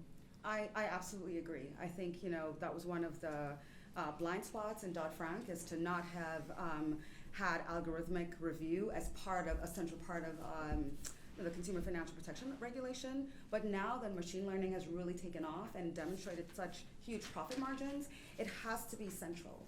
And it's not just the model guidance and model review itself, but it's the data furnishing process. Accuracy, and how valid that data is really going to be critical in addition to the point on timeliness that we've raised here and on the previous panel. There are many social justice researchers that are telling us that these public records that are pulled one time 10 years ago that are outdated continue to proliferate through a system and impact only a certain number of borrowers. So that means furniture vendors are no longer ancillary to the examination process and model review. They have to be integrated into that very rigorous review. I'll have to let you speak to this. I would just say on that, I think maybe someone from the prior panel talked about representativeness, which is somewhat connected to diversity and discrimination, but it's a slightly different issue. And I would say that what's interesting about AI, in some ways, it's kind of back to the future, because what it's reintroducing is some form of discretion. Not discretion at the point of sale, or not discretion at the loan officer, but discretion at the point of the engineering. I believe that discretion has great potential, but it is discretion. And it is also moving us back toward a world where we're looking more at things like reputation and things like relationships. Someone mentioned the China model, right? Like that, they already have moved into a world where basically you are scoring people's reputation, particularly vis-a-vis their relationship with the state. And so I think once you do that, a lot of the biases that are just deep within society are something we just have to be more aware of. And so that gets back to representativeness. Hate to break it to everybody in the room, but this room is not representative of America. Most of the engineers are not representative. Most banks are not representative. And so I think one thing to do here, and this is a broader project, but is bringing the representativeness of the country to bear, both in terms of the talent that we're creating on the financial services side and on the tech side. I think we have a greater chance to really reap the benefits of this.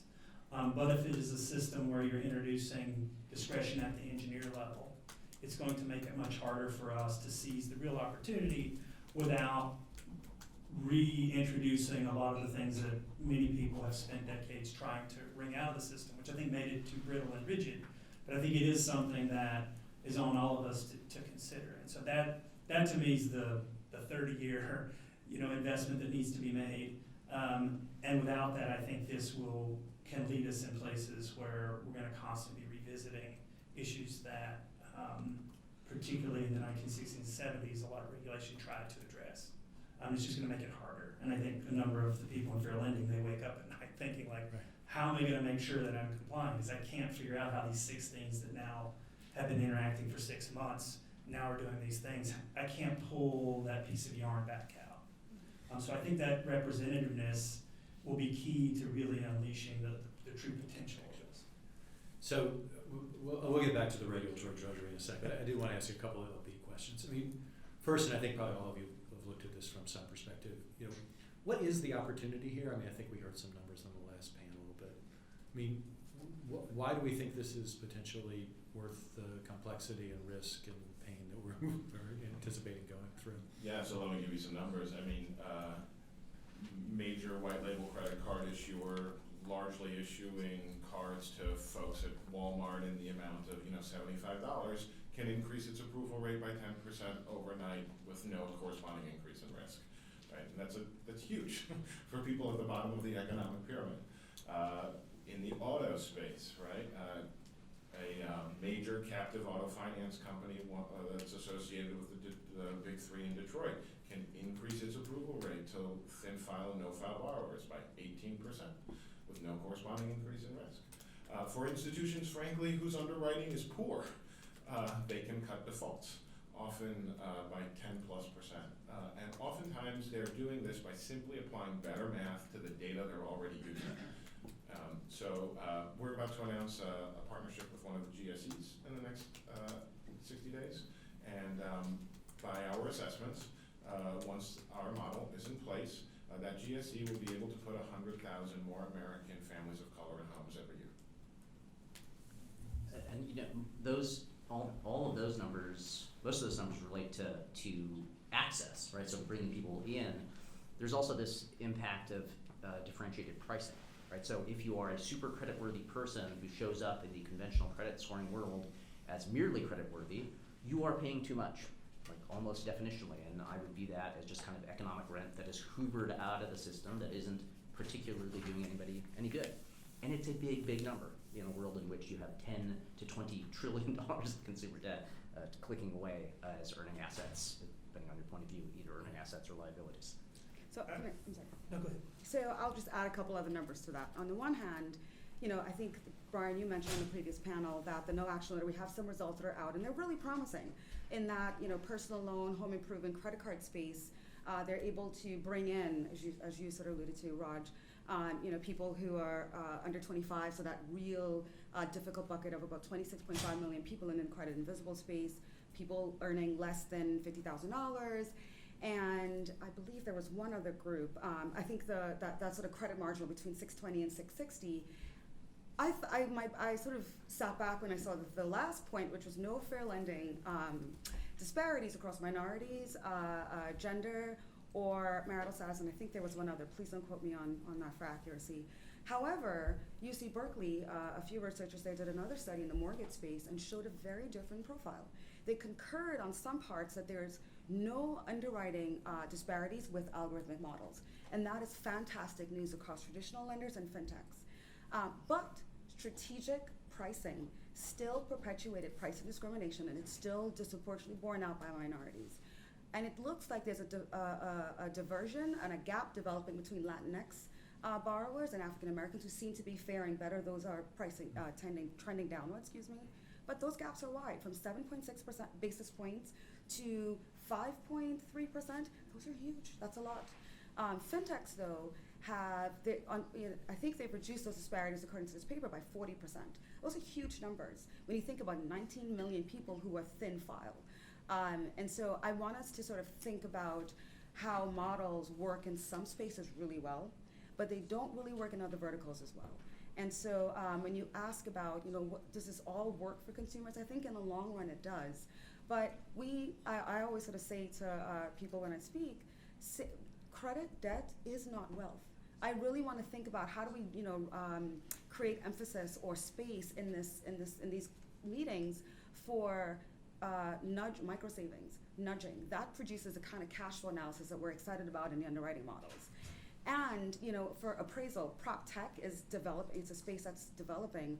I want to see more innovators disrupt thin markets where sales are thin, but AI models can really help give some accurate valuation for markets that are still struggling to recover from the financial crisis. We need those data points, and AI can definitely help in those spaces.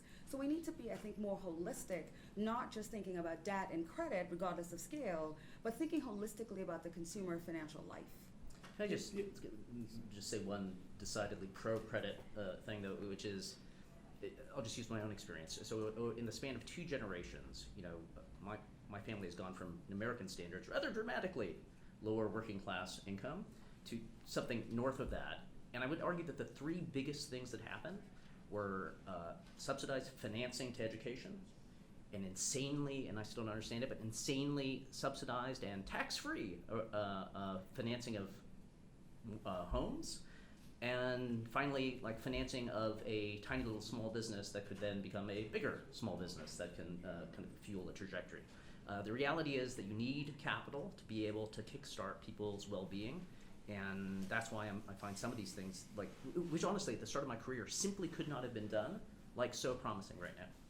Yeah. Gary, did you have something? Yeah, to build on those, I guess I'm less sanguine about that there's this giant unmet need in the consumer credit space. I think that this could help us with more precision define what's the addressable market for credit, but that also means there's some people who are getting credit that probably shouldn't be. So let's just be clear about that. What I do think is wonderful is, think about small business credit and just small business in banking in general. It's horrible. If any of you have ever run a small business, it's truly deplorable. And people's ability to get access to credit to start businesses is deeply problematic unless they already have capital. But I think when I think about the consumer's financial health, credit is a small piece of what consumers try to manage every day. And consumers mostly manage their lives within 2 things: servicing of their debts and their deposit accounts, and sort of how the cash flows in and out of those. We have enormous opportunity, and a lot of startups and banks are working on that. And I think having more intelligence about when money flows in and out and helping consumers manage that, with or without credit, is a substantial improvement. And to be able to manage across all the locally optimized products that we have. When someone gives me a credit card, they don't care that I can manage my mortgage and manage my bank account, manage my insurance payment. But I think that's, for most consumers, the ability to look out on the horizon and see, I've got 20 obligations and I've got 3 flows coming in. How do I manage that to optimize for me? It's great. Servicing this country, particularly student loan servicing, is also atrocious. I mean, it is abysmal. And servicing is really where most people's experience of student loans comes from, because it's not underwritten, so it's underwritten on the back end through the way it's serviced. And that could stand for an enormous amount of new intelligence and new thinking. And then lastly, I would just say things like collections, which are not on the forefront of people's minds now, but when we enter a new economic cycle, the poor quality of both collections and servicing are places where these technologies can vastly improve what really is a customer service experience on top of a credit experience. So I think that's fantastic, because that's, for most consumers, that's where things go horribly wrong. And so I would just encourage us to think about that piece, and it has some of collections is an ECOA thing, small business is an ECOA thing, but some of the potential outweighs some of the risk compared to consumer credit, where I don't think many people argue that in aggregate the U.S. has a problem with producing enough credit for people. I mean, I want to ask maybe another question about a more subtle potential benefit to AI. And I should add, by the way, it's a tribute to the panel. They received none of these questions in advance. They had received other questions in advance, but I've asked none of them. But I think it's more fun if people actually are speaking extemporaneous and a little surprised. But it seems like one of the downsides of the current really FICO-based regime is that, FICO for one, FICO for all. So if you have a poor FICO score, based, by the way, on factors that certainly have disparate impacts, but which I think are just sort of overlooked, you not only can't get credit at one bank, you can't get credit at 5,000 banks. It seems like one of the promises of AI is that as banks have different data, I mean, the algorithms may be similar, but as banks have different data, they may actually end up generating different credit decisions. So I guess my first question is that correct? And maybe this is more to Kareem than Rod. Well, all of you may know that. based on some of your past experience. So I guess first, is that correct, or is actually all the data sort of going to lead you in the same direction in terms of when you call in or whether you do discount shopping? And then, is that a good thing? Go ahead. No, I mean, yeah, so I mean, the current credit system, without question, is deeply flawed.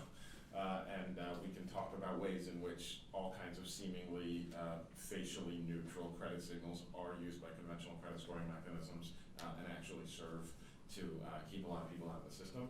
It's funny, in the mortgage space, in order to sell your paper to a GSE, it's got to be north of a FICO 620. Does that mean that there's a bunch of people at 619 and 618 that if you took a more holistic view of them might not be qualified for credit? Of course there are. For example, one of the GSE requirements is no more than a 43% debt to income ratio. Well, what about people at 43.5 or 44%? And so, in my view, the ability to take a much more broader look at people allows you to paint a much finer portrait of whether or not they are responsible. And it's true, there will be some differentiation amongst banks who have better data versus perhaps those who face more of a cold start problem. But increasingly, there is more and more data about folks available through many, many different means. And the question then is, can you find the signal in that data, and can you do it in ways that are ethical, responsible, and fair? It is our strong belief that you can. Let me, just on FICO in particular, right, a few observations. One, FICO works, right? It does in fact slope risk. I don't think there's any question about that. Two, it absolutely has disparate impact. Yes, for sure, it falls. It is permissible within the way in which our fair lending jurisprudence is structured. No question about that. I don't think either.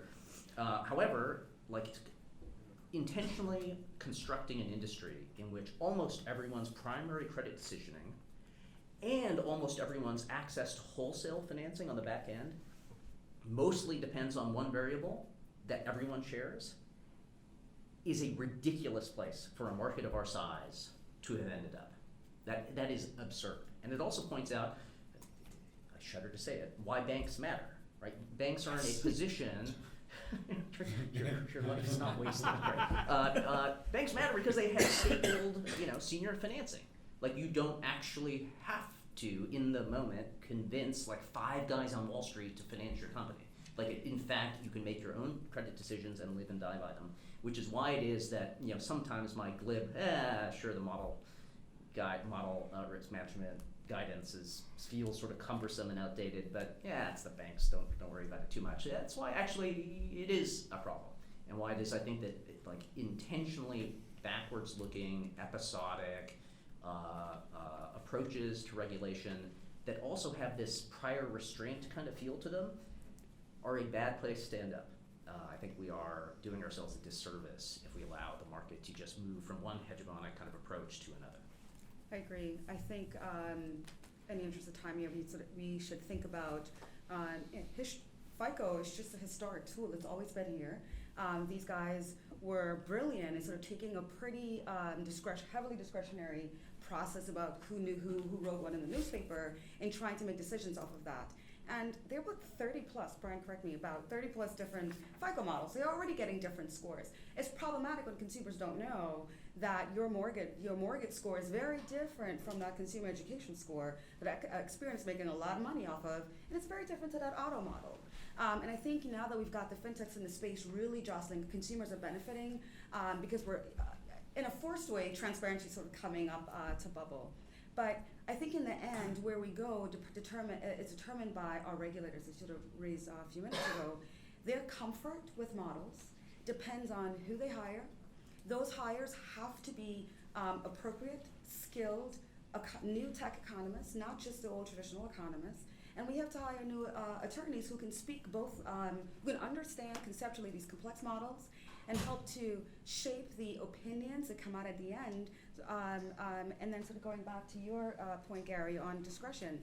Every model starts off with one engineer or one economist making very critical decisions about which data points enter, how they're weighted, and what that feature engineering process looks like over time. So we have to have our regulators not just thinking about model governance and writing new CRA rules, but thinking about their own hiring strategy, because talent is going to be the deciding factor as to how we move forward. But let me press on that a little bit. I mean, if you're a bank, and I see some of them here, considering, am I going to start a new AI program with Zest or someone else, and you tell them, well, actually the regulator's going to view is going to depend on who they hire in the future and what they think is creepy, and therefore you'd have a violation. Can you invest in that, not knowing who they're going to hire or what that person's feelings are? Well, no, I think that's why we're here, right? So, Well put. we keep talking about, how uncertain the future is. We're not really sure what regulators will sanction. Should we move to a sandbox? Should we do the UK? And I think it's high time that regulators get off the fence and start to make some more positive statements around what's tolerable, what they're willing to engage in, so that banks can have some level of certainty around what's okay to invest in when it comes to machine learning algorithms. Logistic regression is the workhorse of federal regulators, and that is machine learning. It's just age old. It's no different from, well, it's very different, but it's still in a class. So we have to really think about how should we give some kind of direction around this new shift. And it's not okay to keep studying this until the market, lands in a different place, and then we end up coming down with enforcement and so with money penalties. Could I would make think- one quick, sorry, go ahead, please. I was just saying, two things I would personally suggest taking quite seriously, just in terms of practical guidance. One is, I am intrigued by this notion of, well, we don't know exactly how it happens, but we have this level of disparate impact with this approach, this algorithmic approach, and it's way better than the known log regression-driven, bureau-driven decisioning that we've been doing through FICO or otherwise. So it's better, even though it's not perfect. Well, maybe that's good enough. So there is some intuitive appeal to that, because it's measurable. There is paradoxically sort of a greedy algorithm approach to it, so it sort of, I don't know, feels right. The second thing I would think about is, well, it's a little bit off point. Kareem, when you go. No, I was just going to make a quick comment kind of in favor of the regulators, if I might, which is to say, in our experience, if you go to your regulator and you show them a model risk management document for your machine learning model that appears to conform with the guidance and that is used to the documents that they're seeing, and you can inspire confidence that you have developed and validated and are monitoring that model responsibly, actually, we've had a very, very positive reception from the regulators. In many cases, it's folks inside the banks who throw up their hands and say, oh, the regulators will never approve it. I think in part because there is a huge change management problem inside of these financial institutions. I had never heard that before. That is. No, we've been in to brief the OCC, the Bureau, the Fed, the FDIC on how to examine machine learning models, and while of course we believe they ought to be sending a much stronger signal to the market about the permissibility of the use of these models. I think Ali Mulgari sitting in the back there, he works on the model risk management at the OCC, he tells me every time I see him, actually there is nothing in this guidance that prohibits the use of these models, provided you convince us you've appropriately developed, tested, and validated them. So that's rare industry pro-regulator comment. With that, I think we're at our time. We actually have some other speakers to get to. Just wanted to thank, again, a very nimble and imaginative panel. We really appreciate it. Thank you.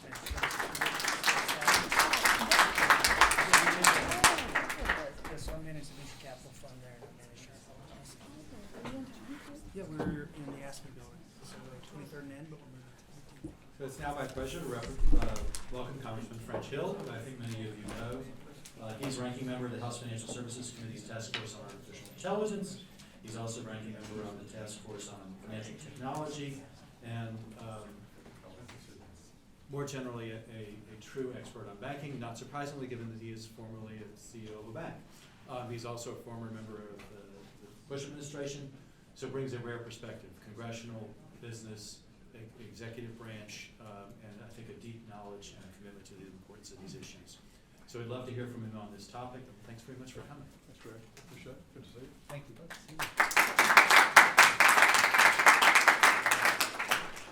Well, good morning, everybody. I want to thank Covington and Burling and the Bank Policy Institute for doing this. This is exactly the kind of very helpful, very interactive, very prepared focused dialogue that I think will help the House and Senate think through these issues on fintech that we're confronted with now in AI, and this is precisely the way to go about it. Get our think tank community, get our legal community, our regulatory community, looking at the whole issue, sort of course of issues under fintech and AI, and then make some recommendations. And maybe one of them is, hey, there's nothing in the rules that will prohibit you from doing this. So that's comforting in and of itself. I want to thank, you'll hear from Bill Foster in a few minutes. He's been a great partner on this. Dr. Foster has been a great member of the House Financial Services Committee. He comes at this issue with a lot of personal engagement, so it's a treat to work with him on it. And I can say the same thing about Steve Lynch, who is the chair of the FinTech Task Force. We have two task forces, two different Democratic chairs, but one Republican ranking member. I'll let you draw conclusions about that. Today, I think you're talking about AI, and I enjoyed the previous panel. And I think read a lot about alternative data that's included in these models, when the real issue that it's additional data is being included in the models, not really necessarily alternative data. There are a lot of members in the committee that I've noticed making that distinction, and it's actually a very interesting point that's not just purely rhetorical, that you're trying to strengthen your underwriting of more consumers, and so you're looking for really additional data to a very traditional approach of a FICO score. And also I enjoyed the panel describing the problems with the student loan system, which will be coming up before the committee soon, by the classic definition that explains it all, which is they're not underwritten. That's the problem. Uncle Sam made, in my view, a very big mistake by nationalizing the student loan system and creating a system by which it's not underwritten. And our universities, our colleges, our student aid offices are not doing the kind of consultative work, the underwriting type work that we do with anyone seeking credit for any other purpose, to buy a home, to buy a car, and to me that's terribly unfortunate. And so yes, I agree that so many burdens that the consumers face then are connected to that company they have a servicing relationship. But the panel hit it just right when Gary said, yeah, that's because they're not underwritten. And that's a challenge. Okay, on to the subject at hand. I couldn't resist that comment. This issue of AI, I think, as a former banker, I've only been doing banking 40 years, so I have some background in it. And I think this AI revolution that's happening either on the compliance side or on the customer acquisition side is going to be revolutionary. I think it's innovative. I think it holds great promise for both incumbent companies, small community banks, big nationally publicly traded companies, and then our innovative non-bank sector as well. And to me, that's exciting. And we saw a glimpse of that with the AI hearing we had back in June, where we talked about this sort of issue. I found it very interesting. And this concept of, look, if the private sector says that this machine learning, or it may or may not be truly machine learning, if this algorithm underwriting model that's being used to attract and supply credit, whether it's small business credit or consumer credit, complies with existing regulatory rules and is covered under the protections, particularly for consumers, under the consumer protections, we ought to be facilitating that.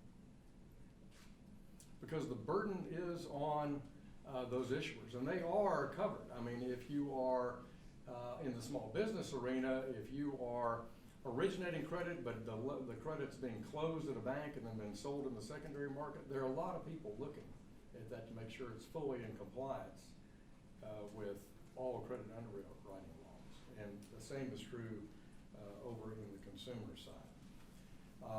I was encouraged by the National Bureau of Economic Research that said that when they looked at this, 40% of the outcomes were better when they looked at financial companies using artificial intelligence algorithms to and compared that to loan officers who make those decisions face to face.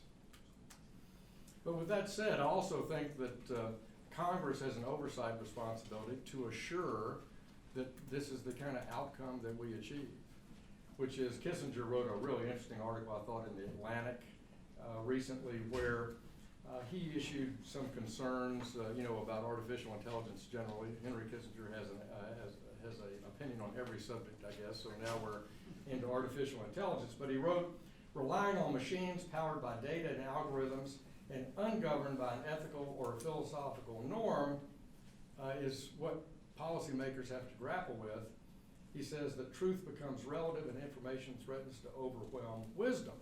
Well, that may be true, but I think no better place than the financial services industry, where we already are heavily regulated. We have a heavy client service obligation. We have a heavy ethical obligation. We know of the penalties. We know the box here. I think this is why AI is such a great place to experiment, is in the financial services industry, and getting it right and demonstrating how machine learning and algorithmic models can better society, better customers, expand credit, make credit easier and cheaper to obtain. I don't take issue with the comments that small business lending is, quote, atrocious.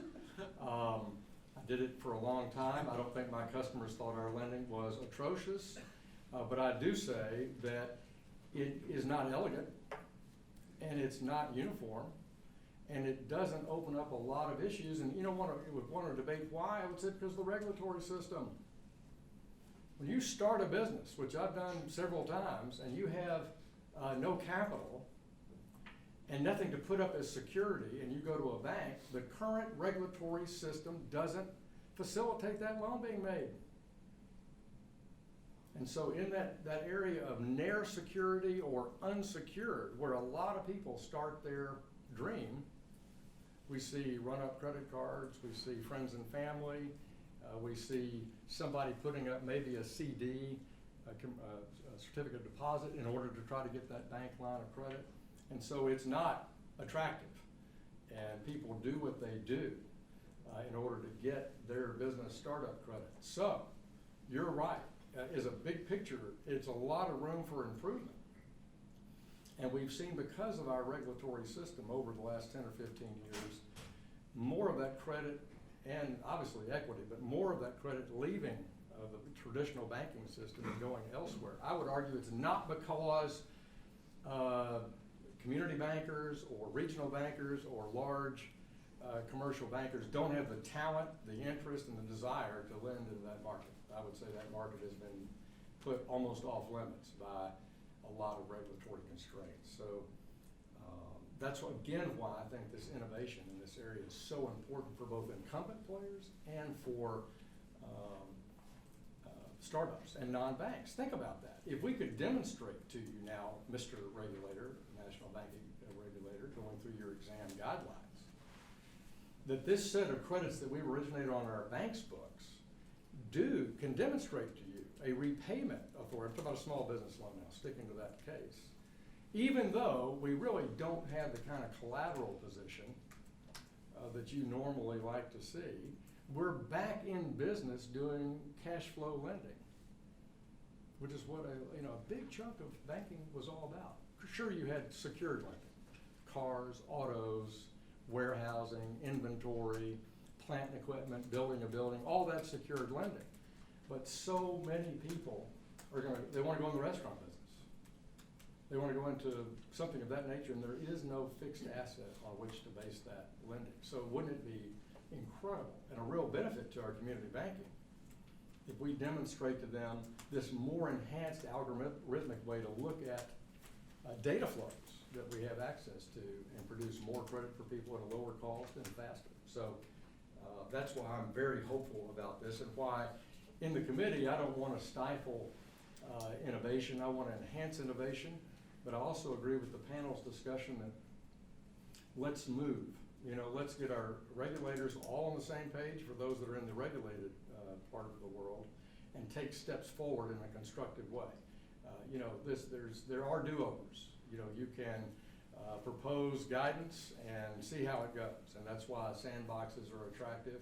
But I don't want our regulatory agencies to be paralyzed by not having a sandbox authority somehow, and then they're not doing anything. Just like we don't want IT committees in banks or credit committees in banks paralyzed about not taking that next step because they're fearful of, you know, a bad exam result. So that's why I think that experimentation is important. That's why we need to do things harmoniously among the regulators, I think, in my view. And I thought your document was very good that Covington and BPI put out. When you look at your proposals for guidance to the CFPB on how potentially to lead here, when you looked at your bullet points, I didn't see common exam guidelines. And while you're lauding the CFPB and their primary obligation here, they are a dual regulator for most financial institutions in this space. They are primary, perhaps, having been given certain consumer authorities, particularly by the Dodd-Frank Act, but not exclusive. So those exam guidelines should go through the FFIEC in my view, and I would put that as a suggestion on your work paper so that everybody's on the same page when it comes to looking at this kind of work. And then I urge everybody to support doing things in a harmonious way among the regulators. It's good to have a little regulatory competition. We've always had that. We have a lot less forum shopping than we did when I started in my career. But because of FDICIA and other FIREA that have just made it much more uniform. But still, those exam guidelines are where you can see a lot of difference in how this is implemented across the country between bank sizes. So I commend you for the work. And on additional data, I introduced a bill this week that I introduced in the last Congress called the Credit Access and Inclusion Act, which does encourage the additional data being included for folks to enhance their credit reports through things like their rental performance and that type of thing. I think that sort of additional data, as I argue, is great, and we should be encouraging that additional work across the basis. I see that the honorable and distinguished PhD in physics is here from Chicago, my good friend Bill Foster. And Bill, I told him before you came in what a pleasure it is to work with you on this project, and grateful for your intellectual curiosity and guidance on this. Bill and I really share an enthusiasm for the topic and how financial services, because of the legal framework in financial services, is perfectly situated to be a leader across the government on the regulatory side and in the private sector as innovators in this area. And thanks for having me today, very appreciate it.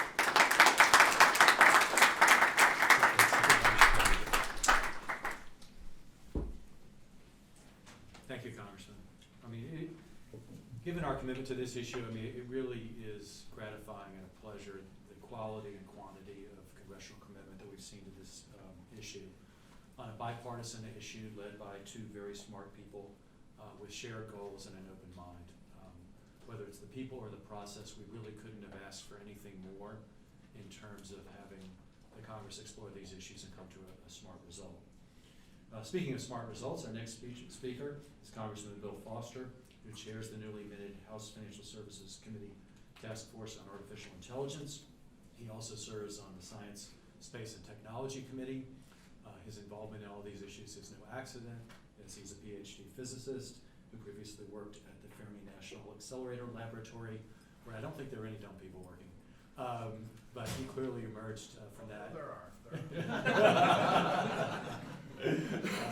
But he's also he's an entrepreneur, he's a thinker, he's clearly an expert in this issue. Well, I think, you know, for all of us, some of the technical issues here are quite challenging. For him, I think they're childishly simple. But at least there are complicated policy issues, and I can't think of anyone in the Congress better prepared to address those than Congressman Foster. So please welcome, and we're very eager to hear from you. Thank you.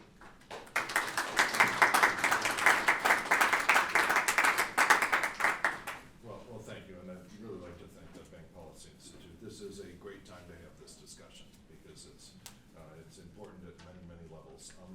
I sometimes introduce myself as saying I represent 100% of the strategic reserve of physicists in the U.S. Congress, but I think I'm also 100% of the strategic reserve of AI programmers in the Congress. back in the 1990s, we used many of these same neural network classification algorithms to classify particle physics interactions. And we ran into, interestingly, the same problem we're grappling with today, was that we found it almost impossible to publish any result on the basis of neural networks, for example. Because if you publish a paper saying we've discovered some subatomic particle, because our neural network says so, it is a completely unacceptable thing to publish because you cannot, it's what we call now unexplainable AI, the explainable AI problem. And it's no different than being told, well, we've turned down your mortgage because our neural network says so. That is not an acceptable answer, and it's encoded into law. And financial services has been grappling with this issue in various forms for decades. And so there's a lot of French Hill, who's really just, I want to echo what he said about being, just having a great relationship with him and great respect for all of his experience and wisdom on that. Because this is not, many of these issues are not new, and many of them are because of the rapid evolution of technology.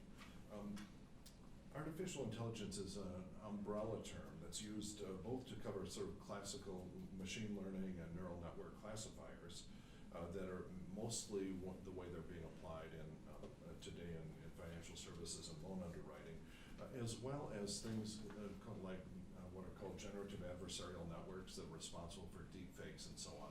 Those, I believe, have less direct use in underwriting, although they will be tremendously impactful, if nothing else, in terms of the way they will allow bad actors to perform identity theft in various kinds. When you can simulate someone's voice, there's big articles in the paper in the last week or so about fake voicemails and voice instructions, conversations even, with artificial intelligence agents designed to impersonate the voice of someone's boss and telling them to transfer some money somewhere they shouldn't have. And that's only the leading edge of this. We're going to see real-time video impersonation of people and so on, and that's going to cause trouble well outside of financial services. And so the technology is changing rapidly on those fronts and the algorithms, but the underlying things are really unchanged in terms of neural network classifiers. The so-called deep learning really is using algorithms that are decades old, but applying orders of magnitude more computing power and larger data sets to these problems, and getting qualitatively different answers. It's quite remarkable that you can use the exact same formulas, but when you have an enormous data set and the processing power to look at it millions of times with slight tweaks of your neural network, that you get just qualitatively better performance on things like facial recognition and other things.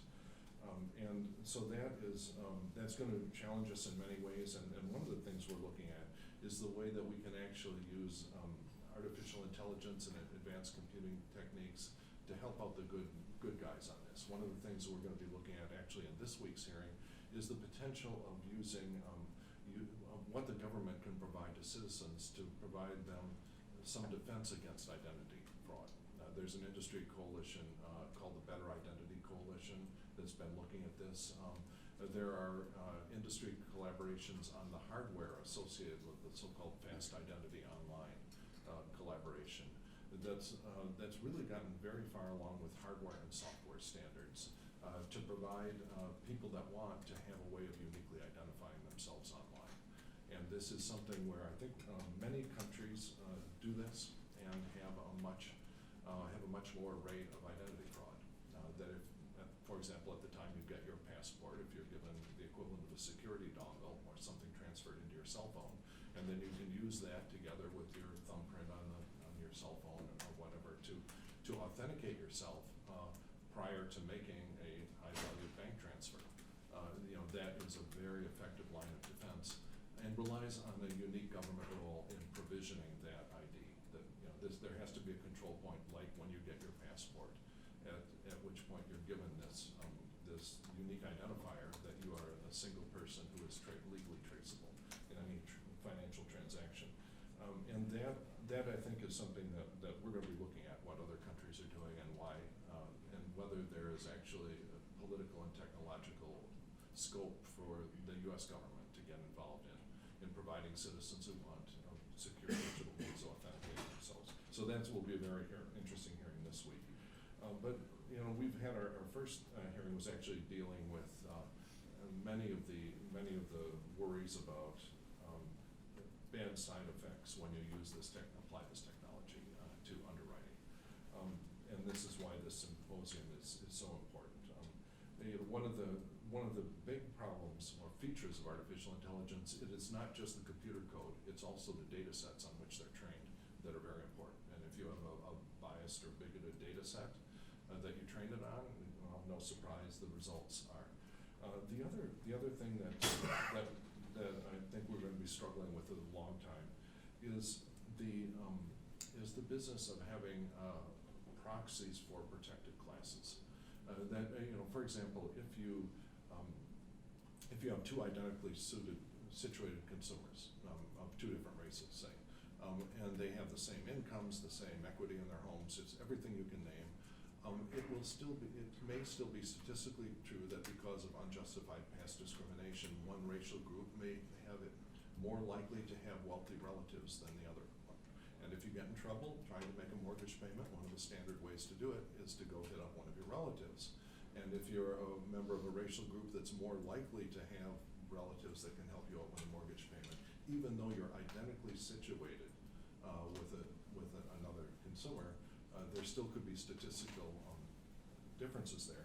Now, if you tell your artificial intelligence algorithm that, okay, analyze all of these people's data, but you cannot use, for example, race or gender or whatever the protected class is, and you tell it not to use that, it will rapidly develop proxies for protected classes like race or gender. It will say, oh, well, I know I can't discriminate, I'd say against women, but I found this very interesting collection of consumers that buys a lot of diapers and cosmetics, and so they appear to be bad risks, and so we're going to charge them more on mortgages.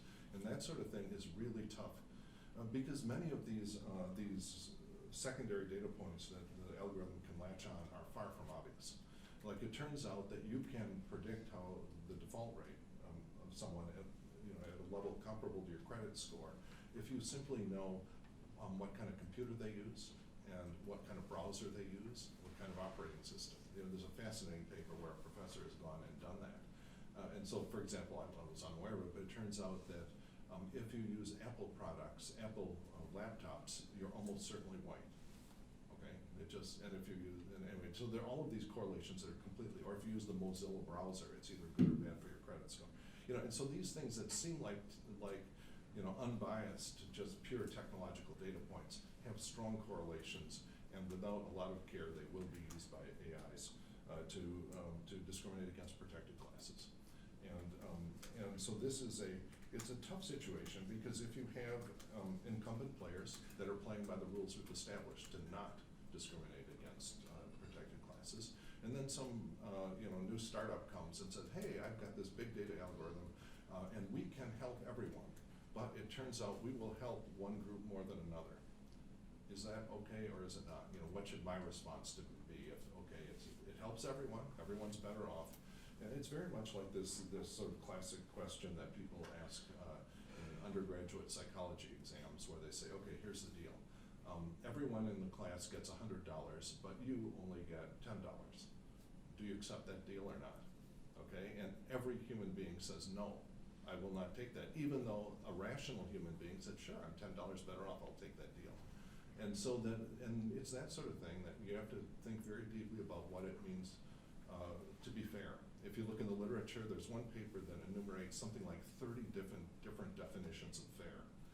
And so this is not an easy thing. And trying to make something which is simultaneously fair and interpretable and not a huge load on the players that are trying to get into this business is the challenge of the credit underwriting part of this task force job. So I really appreciate both this actually very, very well written and useful report here as part of that conversation. And there will be, I want to emphasize, there will be huge advantages to this when you use the full data that is knowable about a customer. There's a large fraction of people, those that are underbanked,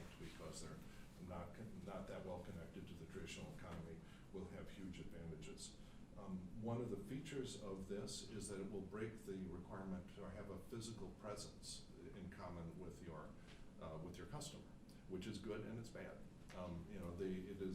It's unquestionably good in terms of you'll be able to go online, like most customers do right now. They're looking for mortgages. They will go to Rocket Mortgage or one of these things and get prices from all over the country and get a more competitive marketplace. So that's the good aspect of it. The bad aspect of it is, what does it mean to be a community reinvestment? What does the Community Reinvestment Act mean for some startup that's in Silicon Valley?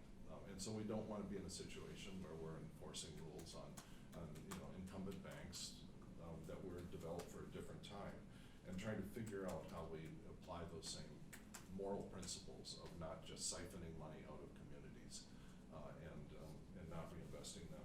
But what does that mean when everyone's banking on their cell phone with a company out in the cloud and thousands of miles away? And this is also very relevant when you talk about the changing habits of the next generation of people. Millennials are, and Gen Z members are much less likely to own cars. They're more likely to get married later and start families later and delay home buying decisions. And so the systematics are very different. They're also very accepting of banking on cell phones in ways that previous generations won't. And so that it's getting mixed up in a number of issues, including the high debt loads from student debt that Gen Xers and so on are having. So that a number of these issues are getting mixed up in with credit underwriting, because people that don't have traditional attachments to the financial system doesn't necessarily mean that they don't have good money management habits, and try to fish out those customers. Another thing that is just starting up that I think artificial intelligence will be crucial in is having real-time financial advice available on people's cell phones. That is something I think, I see a future maybe it's certainly being proposed by some startups now, that part of the deal is, okay, you can have a loan from me, but part of the deal is that I want you to have a conversation of a few minutes every day with an AI that is giving you real-time financial advice. Like, how are you doing? Do you really need to buy that? This sort of advice, which sounds creepy if you're not a millennial or a Gen Xer, and they will think it's good and natural. And this will be, having this part of the deal of making a loan that you will have competent advice is going to be accepted, I think, a lot faster than people understand. There's a very thoughtful guy called Yuval Noah Harari he wrote the book *Sapiens* and another one called *Homo Deus*, which you should go read if you're interested in what the future might look like. But he believes, I think correctly, and goes through the arguments that having your life run by AI will be accepted a lot more quickly than we believe. If you think, what's the most important decision in your life, it's probably who you marry, okay? And the number of people of all generations now who go to dating apps to get the first filter on who they might want to consider spending their life with, they've already turned over the most important decision in their life to AI. Just food for thought. And so that, after you've done that, then it's a small step to have real-time financial advice to make sure, okay, do you really want to buy the expensive version of this, or will the cheap one do it? Okay, and if you do that, here's what it's going to do to your retirement income, and have that put back in someone's face. Sort of the ultimate in what are called robo-advisors. I think those are going to be coming at us really fast, and they will also be harvesting data. One of the interesting aspects of this whole discussion is that companies with huge data sets will have huge advantages over companies that don't. And that will, unfortunately, I think, be a huge force driving consolidation. That, if any purely digital business is a natural monopoly, probably the first one that everyone's familiar with is Microsoft Word. Just imagine you're a startup and you say, I want to start a new company that's going to compete with Microsoft Word. Just forget it. It's not going to work. And the reason for that are the returns to scale of any digital product. It cost Bill Gates, $1 billion to make the first copy of Microsoft Word, and cost him nothing to deploy additional copies of that to additional customers. And so that's one of the reasons. And the other one is the network effect. Of having, no one wants to use the word processor that's incompatible with everyone else's, or the payment system, the payment by cell phone that's incompatible with half of the shops you want to go to. And so that there will be natural forces driving natural digital monopolies, and we in Congress have to understand how hard to lean against that natural tendency. And that's something that we're wrestling with. And access to large data sets is at the heart of that. Do we want to provide a mechanism, for example, where a startup has a reasonable probability of competing because it has, under some well-understood rules of access to these large data sets that would otherwise only be available to Amazon, Google, and so on. And this is a tough one. I'm very worried that small community banks are going to end up going the way of small community newspapers, and I think that would be a tragedy for our country. That I think it's something, unless we take action, I'm worried that that's the direction that we're going to be going. And this applies obviously to non-bank lenders, and I want to be really sure that in the non-regulated space, we're not in a situation where this looks like, where fintech startups look like regulatory arbitrage, that they're making extra money because they don't have to obey the rules that normal banks do. And that's another tough one, because there are a bunch of people with very good ideas for financial startups that are completely unaware of the hundreds of ways that banks have figured out how to blow up, frankly, and that they're just, they're very naive about things that can go wrong in banking. And if we allow them to act like banks without having the protections in place, including regulatory, there's a very predictable explosion that will happen, and very predictable methods of consumer abuse that could emerge. And so another real challenge in this is trying to transfer all these complex issues to the consumer in a form that they can understand. It is not okay to have a 15-page explanation of your neural network algorithm, and then you have to hit I accept. You scroll down through it and hit I accept. And so trying to understand what the rules of engagement there should be are tough. Anyway, so we're obviously at a really important crossroads right now. We have to act as responsible stewards of this technology. We have to make sure that, at a minimum, that we don't allow all of this innovation to stumble into potholes that we can predict. We know they exist through centuries of experience with normal banking. And on the other hand, we don't want to delay all of the great benefits that this will have for so many Americans. Anyway, so when you figured all of this out, let me know. Because it's really important. I just want to thank you all for